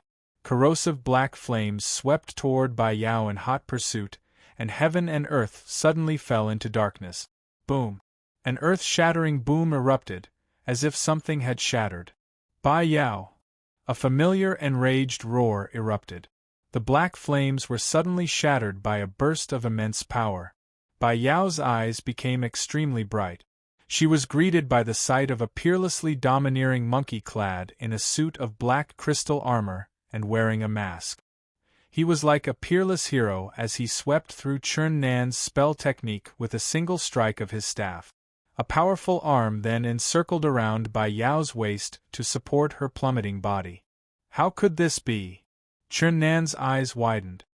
He didn't even get a chance to finish his sentence before another man appeared before him, and a massive golden fist imbued with extremely terrifying power hurtled directly toward his face. The fist was far too fast for Chen Nan to evade in time. The terrifying power of the earth instantly tore through his protective true energy barrier. Boom! Chen Nan's handsome features were twisted, his nose was caved in, and a few of his teeth were also broken. His body was also blasted flying like a cannonball by the boundless power behind the fist. Countless onlookers let loose cries of surprise upon seeing this. Meanwhile, on the other side, a dazzling smile appeared on Bai Yao's face after she had been saved by the mysterious monkey. The domineering monkey had saved an exquisitely beautiful woman. All of the living beings in the creation realm gasped in amazement upon seeing this. Little monkey, I knew you would come. I've been waiting for this moment for a long time. Even though there was a bit of a mishap, I'm really happy. Bai Yao spoke with excitement as she silently removed the mask in front of her. The familiar eyes were slightly red, as if they had just been crying. The familiar nose, the familiar crooked mouth, and the familiar face, all of the living beings present drew a sharp intake of breath upon seeing the monkey mask being removed. What an ugly monkey! The monkey's image was in stark contrast to that of a domineering monkey. In particular, the contrast between him and the exquisitely beautiful Bai Yao was even more glaring to the eyes. Long time no see, little monkey. Bai Yao's smile remained unchanged as she stroked Xiao Chou with her slender hands. She raised her head and pressed her lips against Xiao Chou's right before everyone's eyes. A passionate kiss. Chapter 1005. A rain of petals fell from the sky at the wedding venue. That was a kiss that was imbued with boundless passion. All of the living beings were dumbstruck. Regardless of whether it was the Fox tribe members who were engaged in battle or the onlookers who had come to congratulate them, all of them stared blankly at the scenes unfolding before their eyes. The most beautiful princess among the younger generation of the Fox tribe had just kissed an extremely ugly monkey deeply. In that instant, it was as if everything had paled in comparison. The powerful visual impact made all of the living beings' minds go blank. Anlin, Dabai, and Tina were also dumbstruck. They had some speculations about the relationship between Xiao Chou and Bai Yao, and they all thought that Bai Yao might be in love with Xiao Chou, but they didn't think that it would be to this extent. Anlin couldn't help but recall that night at the seductive fox house. Xiao Chou had once said that he would take off his mask, and if anyone could initiate a kiss with him, he would be with that person. However, after taking off his mask, all of the Fox tribe women fled in fear. To the Fox tribe, who were extremely sensitive to appearances, Xiao Chou's appearance was like a nuclear weapon. However, Bai Yao took off Xiao Chou's mask of her own accord before kissing him without any hesitation. From the smile on her face, it could be seen that she was serious. All of the living beings, including Anlin and the others, were struck by the same thought upon seeing this. Was Bai Yao blind or something? Perhaps this is true love, Anlin murmured to himself. In terms of aptitude, Xiao Chou wasn't much inferior to Bai Yao. In terms of status, Bai Yao was the princess of the White Fox tribe. In terms of appearance, one was in heaven, while the other was in hell. However, Bai Yao had made such an astonishing choice. Only by following her heart would she be able to do something like this. Just as everyone was astonished by this scene, Hong Do suddenly came to his senses, and he stared at Anlin with astonishment etched on his face. My friend, Anlin, you've been cuckolded. Anlin's woman had initiated a kiss with a monkey, and she had kissed him right in front of everyone. Hong Do felt as if he could see the boundless grassland above Anlin's head. Many living beings also came to a realization upon hearing Hong Do's cry of surprise. As a result, the voices of Anlin was cuckolded by a monkey continued to appear at the wedding venue. Anlin almost spat out a mouthful of blood. He turned his gaze to the source of the first voice and looked at the familiar stone man. Everything that had happened before finally connected. It was him again, the rock golem Hong Do who tricked people without batting an eyelid. Hong Do, I'll kill you. Anlin flew into a rage and pulled out his evil-slaying sword. Right at this moment, Bai Yao and Xiao Chou's kiss finally ended. Their lips slowly parted. Bai Yao looked at Xiao Chou with a mesmerizing light rippling in her eyes. Xiao Chou stared blankly at Bai Yao with tears in his eyes. Little Yao, you haven't changed at all. You're still as beautiful as ever.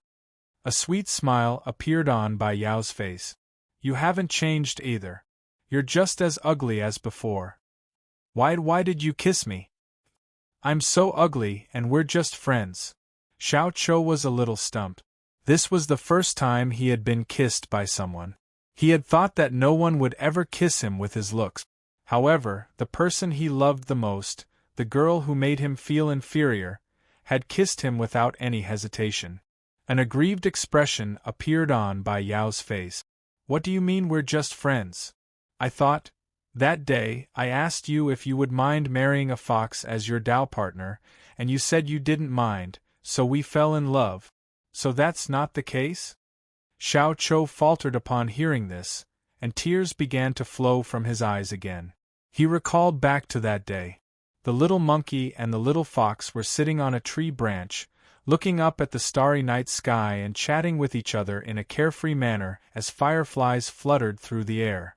The little fox had asked that question, and the little monkey had answered without any hesitation. However, who would have thought that both of them would fall in love at that moment? The love in this world was nothing more than a white porcelain plum soup in the middle of summer. That night was very simple and pure, but the words they had spoken and the emotions they had felt were deeply engraved in their hearts. Over 100 years had passed. The white fox and the monkey had both grown up and met again. Bai Yao was still stubbornly clinging to the feelings they had shared in the past, just like the clown's perseverance. "No, I don't mind. I love being with little Yao the most, and that has never changed." Xiao Chou held Bai Yao tightly in his arms as he spoke with passion in his voice. Lin sighed with emotion as he looked at the two of them embracing each other. He had initially thought that Xiao Chou's concept of love was very strange and couldn't be any more fake. Only now did he discover that Bai Yao and Xiao Chou's train of thought was the same. When two creatures with strange views on love met, they could really collide and create blinding sparks. A vibrant smile finally appeared on Bai Yao's face upon hearing Xiao Chou's reply. "I've been waiting for this day, the day you come to find me. On the day of your arrival, I will wear a wedding dress and throw myself into your arms without a care for anything else. Then, I will fly away with you, right before everyone's eyes." The injured Bai Yao was held in Xiao Chou's princess arms. The bride's pristine white wedding dress danced in the wind, caressing Xiao Chou's black crystal armor in an extremely natural and harmonious manner. Bai Yao was still staring at Xiao Chou with a loving gaze. This was a beautiful and meaningful scene. All of the onlookers selectively ignored Xiao Chou's appearance. On the other side, a woman was wailing as she hugged a man. "My Chun Nan, why are you disfigured? Not only are your teeth gone, but your face is also crooked. How can I love you when you're so ugly?" "What?" Chun Nan roared with rage in his heart. What the hell was she talking about? Wasn't there something wrong with Lan Xiaoni's focus? She should at least feed him a regenerative spirit pill. Boom. Another violent explosion erupted. Black Fox Emperor Chun Hao released Bai Muyu's restraints before attacking Bai Yao. He was going to do what his son had failed to do. Things had already progressed to this point, so he had no choice but to take the Frosty Yang route. Otherwise, his son's life would be forfeit. Lin and Tina instantly appeared before Xiao Chou at this moment. "Get out of my way. Do you want to die?" Chen Hao let loose an enraged roar as he launched a palm through the air. The power of the Black Divine Tao swept forth with mountain-toppling force, making the entire space warp and warp. Lin summoned a black brick and placed it in front of him. After an earth-shattering collision, the black brick remained completely unscathed and remained in front of Lin. Divine technique, divine treasure strike. Tina's sword projection pierced through space as she unleashed a top-notch divine technique that she had attained in the divine mirror world toward Chen Hao's chest. Space froze over as her sword projection fell silent, and the ringing of her sword erupted into the heavens. Chen Hao was a return to void final stage mighty figure, but he was struck by a sense of peril, and he immediately clasped his hands together before grabbing tightly onto the oncoming sword projection. His body was knocked back by the sword projection. "Protect Princess Bai Yao!" Bai Muyu yelled. One white fox tribe mighty figure after another sprang into action, as well as the green fox tribe and divine rock tribe mighty figures. However, the black fox tribe was not inferior in the slightest, and they had the assistance of the spirit fish clan mighty figure as well. Bai Yao did not panic in the slightest upon seeing this. Instead, she pulled out a white jade pendant with mysterious symbols engraved upon it before handing it to Xiao Chou. Xiao Chou was a little confused. This is the divine skipping talisman that I was planning to use with you after we met. Bai Yao took a deep breath before turning to Xiao Chou. Little monkey, let's elope together. Chapter 1006. Elope? Xiao Chou's entire body faltered upon hearing this. An extremely powerful surge of emotions welled up in his heart. What did it mean when a girl said something like this to you? It was an expression of extreme trust and the desire to abandon everything else in order to be with you. Little monkey, take me away from all of this and away from all of this. Let's live a good life together, alright? Bai Yao stared at Xiao Chou with flames burning in her eyes. Xiao Chou didn't even have the courage to meet Bai Yao in the past, but Bai Yao was courageously telling him that she wanted to elope with him. What a joyous and touching feeling! Xiao Chou wrapped his arms tightly around Bai Yao's waist and nodded. All right. The spatial skipping talisman in his hand was activated, and a rainbow divine light enshrouded the two of them. Crap, she's trying to get away. Chen Hao's expression shifted drastically, and he transformed into a streak of black divine light as he hurtled toward Xiao Chou and Bai Yao like a bolt of lightning. However, he was suddenly struck by a sharp pain in his lower abdomen, immediately following which an unknown liquid erupted from his bottom. Holy F***CK? Chen Hao's eyes widened. At this moment, a man with reddish-golden skin hurtled toward them before launching a fist toward them. An extremely terrifying power surged forth, and Chen Hao had no choice but to defend himself with a palm.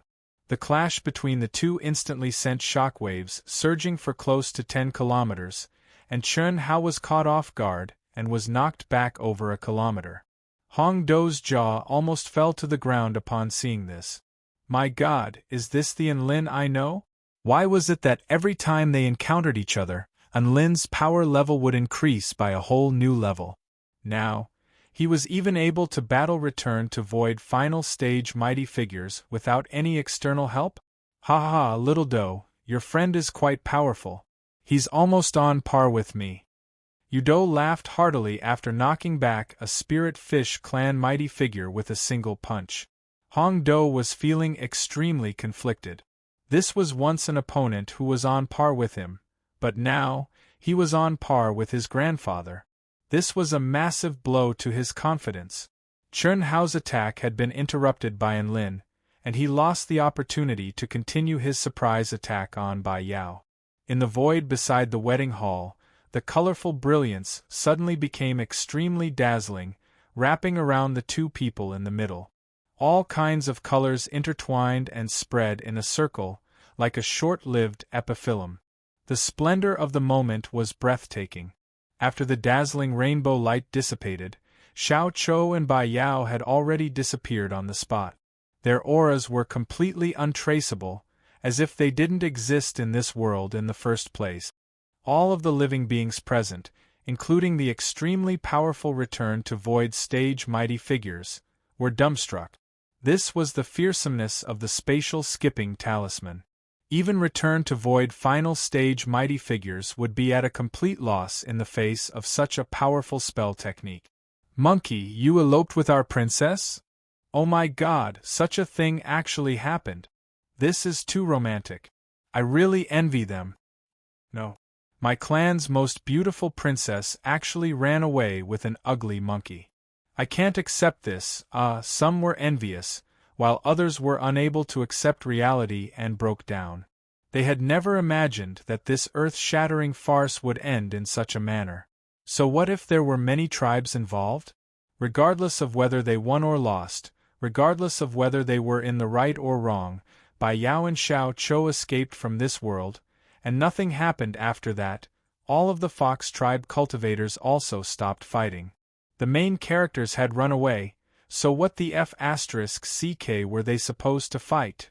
All of the Divine Rock tribe powerful beings also stopped fighting and turned to Enlin with sympathetic expressions. Enlin almost threw up a mouthful of blood. What the hell was with all of them looking at him like that? Why were they looking at him like he was some kind of environmentalist? Enlin turned to Hong Do with an enraged expression. Hong Do turned to Enlin with a confused expression. Brother, I helped you, so why are you looking at me like that? Even if your woman was abducted by your monkey, you can't blame me for that. Enlin, scammers were very infuriating. This scammer had no self-awareness after scamming someone, and that was even more infuriating. Enlin gritted his teeth and pulled out his evil-slaying sword. Hong Do immediately hid behind his grandpa in fear. Yaoer, to think that you would make such a choice. Bai Muyu looked into the distance and heaved a faint sigh. That's a life-saving trump card, and it's your most precious trump card. To think that you would use it to elope with that monkey. A hint of exhaustion and sorrow appeared in Bai Muyu's eyes. She naturally recognized Xiao Chou. In order to cure Bai Yao's frosty yang root, which was becoming more and more uncontrollable, she had taken Bai Yao to the Myriad Mountain realm in order to find a medicine that could repress Bai Yao's frosty yang root. Bai Muyu was passing by a mountain, and her heart was filled with sympathy at the sight of the monkey about to be killed, which was why she saved Xiao Chou. In the end, seeing as her daughter didn't have any juniors to play with, she decided to use Xiao Chou as a playmate. However, never would she have thought, now that her playmate had grown up, he had abducted her daughter. Retreat. Black Fox Emperor Chun Hao commanded. All of the Black Fox tribe powerful beings began to flee into the distance. Their target had already disappeared, so there was no point in them staying here. You want to run? You want to run away after wreaking havoc at the Green Fox tribe's imperial wedding? The return to void final stage mighty figure from the Green Fox tribe stomped his foot, and 3 extremely terrifying formations lit up with scintillating light, instantly enshrouding the entire imperial palace. All of the living beings came to their senses only then to discover that there was another couple who had come to steal the wedding. Lan Xiaoni of the Spirit Fish clan was carrying Chen Nan, who had been severely wounded by Enlin's punch, in her arms as she hurriedly retreated. She had cried enough and had no choice but to face reality. Chen Nan, whose face had been smashed flat, should be able to recover his handsome face after consuming a healing immortal pill. Second uncle, heavenly priest, come and help me. Lan Xiaoni hurtled toward the Imperial Palace's spell formation atop her semi-transparent bubble like a cannonball. The mighty figures of the Spirit Fish clan had obviously come prepared for this. They pulled out their black and white spears at the same time before stabbing a massive hole into a certain direction within the spell formation. The Black Fox tribe powerful beings immediately rushed toward that direction upon seeing the hole. The Spirit Fish clan also retreated as they fought. All of them were returned to void final stage mighty figures, and unless they really wanted to kill each other, it would be very difficult to trap them. In the end, Lan Xiaoni also succeeded in stealing the wedding, and she escaped from Qing Hu City with Chen Nan in her arms. Even though the White Fox tribe and Green Fox tribe hated the Black Fox tribe and the Spirit Fish clan, they weren't really going to risk their lives over this. Enlin heaved a forlorn sigh as he looked on at his enemies fleeing into the distance. It's finally come to an end. After this wedding, my heart is about to explode. He had only wanted to watch the wedding in peace before drinking with Xiao Chou to drown his sorrows. Who would have thought that he would encounter 2 weddings at the wedding? The groom had attempted to steal the bride's frosty yang root, while the bride and Xiao Chou had publicly abused each other, and in the end, Xiao Chou had eloped with the bride. One unforeseen event followed another. What was most infuriating to Enlin was that Hong Do had misled everyone into thinking that he had been cuckolded. Enlin had been cuckolded. Enlin had been cuckolded my A**s. Chapter 1007. Enlin couldn't help but glare at Hong Do with rage at the thought of being cuckolded. His killing intent radiated outward like a substantial wave. Hong Do knew that Enlin was serious. He really did want to kill him. He had no choice but to hide behind his grandpa. This wedding that had attracted the attention of the entire creation realm drew to a conclusion in an extremely peculiar manner. No one could have predicted that things would turn out like this, including the central figures of this event, Chun Nan and Bai Yao. Who would have thought that things would turn out like this? Both the bride and groom had been kidnapped, leaving behind a large group of guests who were still trying to sort out their opinions. Bai Muyu stepped through the air and made her way over to Enlin with a gentle expression on her face. She hadn't unleashed any seduction techniques, but Enlin's heart still trembled at the sight of her, and he almost lost himself in her beauty. This was a natural seduction technique. Every single one of her movements resonated with heaven and earth. Of course, the fox tribe didn't view this as seduction. Perhaps this was a difference in aesthetic standard. Even though their movements were extremely seductive, they viewed this as beauty. Only beauty could seduce people. Enlin looked at the beautiful woman before him. Her brows were as dark as ink, and her eyes were rippling like ripples of water, giving her a natural and pitiable appearance. He couldn't help but exclaim in his heart, "What a powerful being!" Dabai couldn't take his eyes off her, and he stared intently at her with his large, round eyes. "You're sect leader Enlin of the 4-9 Immortal sect, right? Thank you for saving my daughter's life." Bai Muyu extended a slight curtsy in a seductive manner.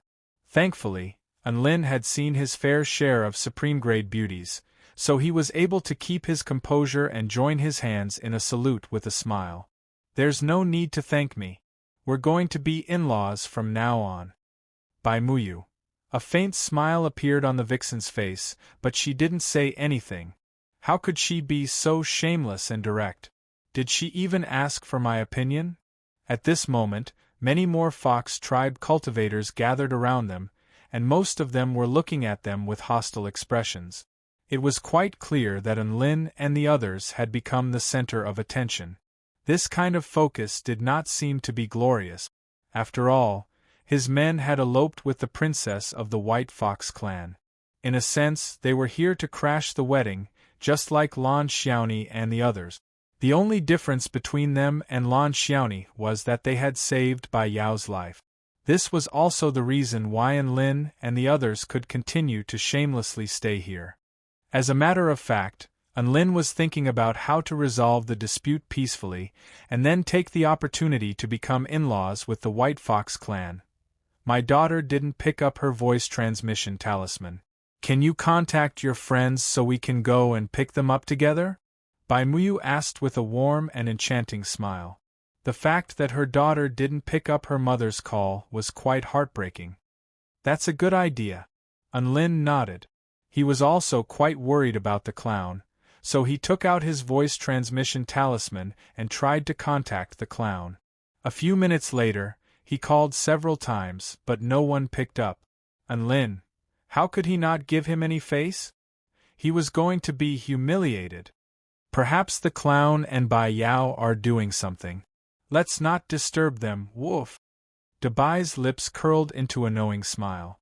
All of the White Fox clan cultivators instantly exploded with rage upon hearing this. F*CKU. Hurry up and beat this Dabai dog to death. Wah, is my goddess Bai really going to be defiled by a monkey? I hate it. Dabai dog is spouting nonsense. Don't stop me. I'm going to kill him. I want to eat dog meat tonight. All of the White Fox clan cultivators roared with righteous indignation. Dabai hid behind Enlin in fear, unsure of what he had said. Bai Muyu did her best to maintain a smile. "Mr. Enlin, I'll be sending people to find my daughter. There are some important matters that we need to discuss later tonight?" "No problem." Enlin also wore a distressed expression. "I hope they're doing well." In reality, he was actually quite complimentary in his heart. "Nice job, Xiao Chou. Hurry up and seize the opportunity. What's done cannot be undone. If we do that, we'll definitely get married." The White Fox handed a badge to Enlin. "This is the pass to the White Fox Imperial Palace. I'll send people to search for my daughter. See you tonight." The White Fox bade farewell to Enlin and the others as she spoke. and Lin and the others weren't in a hurry. In fact, they were hoping that the white fox would find Xiao Cho sooner. Their people were pigs that dug cabbages. Their mentality was completely different. Giant and Lin, Xiao Cho is so awesome. To think that a beautiful girl like Bai Yao would fall in love with him. How did he do it? Tina was a little surprised. And Lin fell silent for a moment before speculating, perhaps there's some kind of law of nature involved. What law of nature? Tina cocked her head to the side. The law of nature is that when the most beautiful and the ugliest clash, they form a harmonious and complementary relationship. This is the perfect embodiment of yin and yang, and at the same time, it can create the most powerful sparks through the intense contrast between the two. And Lin replied with a serious expression. Tina. Giant and Lin, I'm very touched by your bullsh *t. And Lin, astonishment. My little Na is so smart. All of a sudden, a powerful voice sounded from behind him. Mr. and Lin, you really are a young hero. I've heard all about you, so please don't be too sad. And Lin turned around with a dark expression and saw a rock golem with golden flames burning on its chest. He pursed his lips. What have you heard about me? My grandson, Hong Do, has told me everything. You and Bai Yao fell in love and tried to kidnap her, only to be rescued by one of your own people. In the end, Bai Yao fell in love with Monkey, and the two of them have been apart ever since. Sigh, my condolences. The rock golem consoled with a sympathetic expression. All of the divine rock tribe subordinates were also discussing among themselves. Wow, what a sad and touching story. And Lin's lips twitched upon hearing this. What was the sad and touching story? And Lin is so pitiful. We should comfort him and let him get over it. We can't force him to do something like this. And Lin took a deep breath before a smile appeared on his face. You're Senior Yudo, right? Oh, you know me? The rock golem was surprised. Of course. I've heard a lot about you, Senior. I'm very good friends with Hong Do, so would you mind giving me some time to chat with him? And Lin asked with a smile. Hong Do was suddenly struck by a sense of foreboding. Ha ha, of course. You juniors have a lot to talk about, so I won't disturb you any longer. Yudo chuckled heartily before departing. Hong Do's body shuddered as he gave chase. Don't go, Grandpa. I'll go with you. A serious expression appeared on Yudo's face. How can you be so immature? Sect leader and Lin is a cultivator with a limitless future ahead of him. Why are you following him instead of building a good relationship with him? Go back. And Lin smiled. That's right, Brother Hong Do. We're here to build a good relationship with him, so why are you running away? Hong Do was on the verge of tears. This wasn't building a good relationship. He was definitely going to be screwed over. He was now absolutely certain that An Lin was plotting something against him. Hong Do's grandfather still left under Hong Do's pleading eyes. Hong Do turned to An Lin and forced a smile onto his face, but his body trembled slightly as his flaming heart thumped in his chest. Brother An Lin, long time no see. An Lin put on a fake smile. Hong Do, I really have to thank you. Hong Do felt like there was hope for him upon hearing this, and he immediately patted his chest. Brother An Lin, we're friends, so it's my duty to help you. An Lin nodded. I still have to thank you. Electric therapy or fire therapy, make your choice. Hong Do,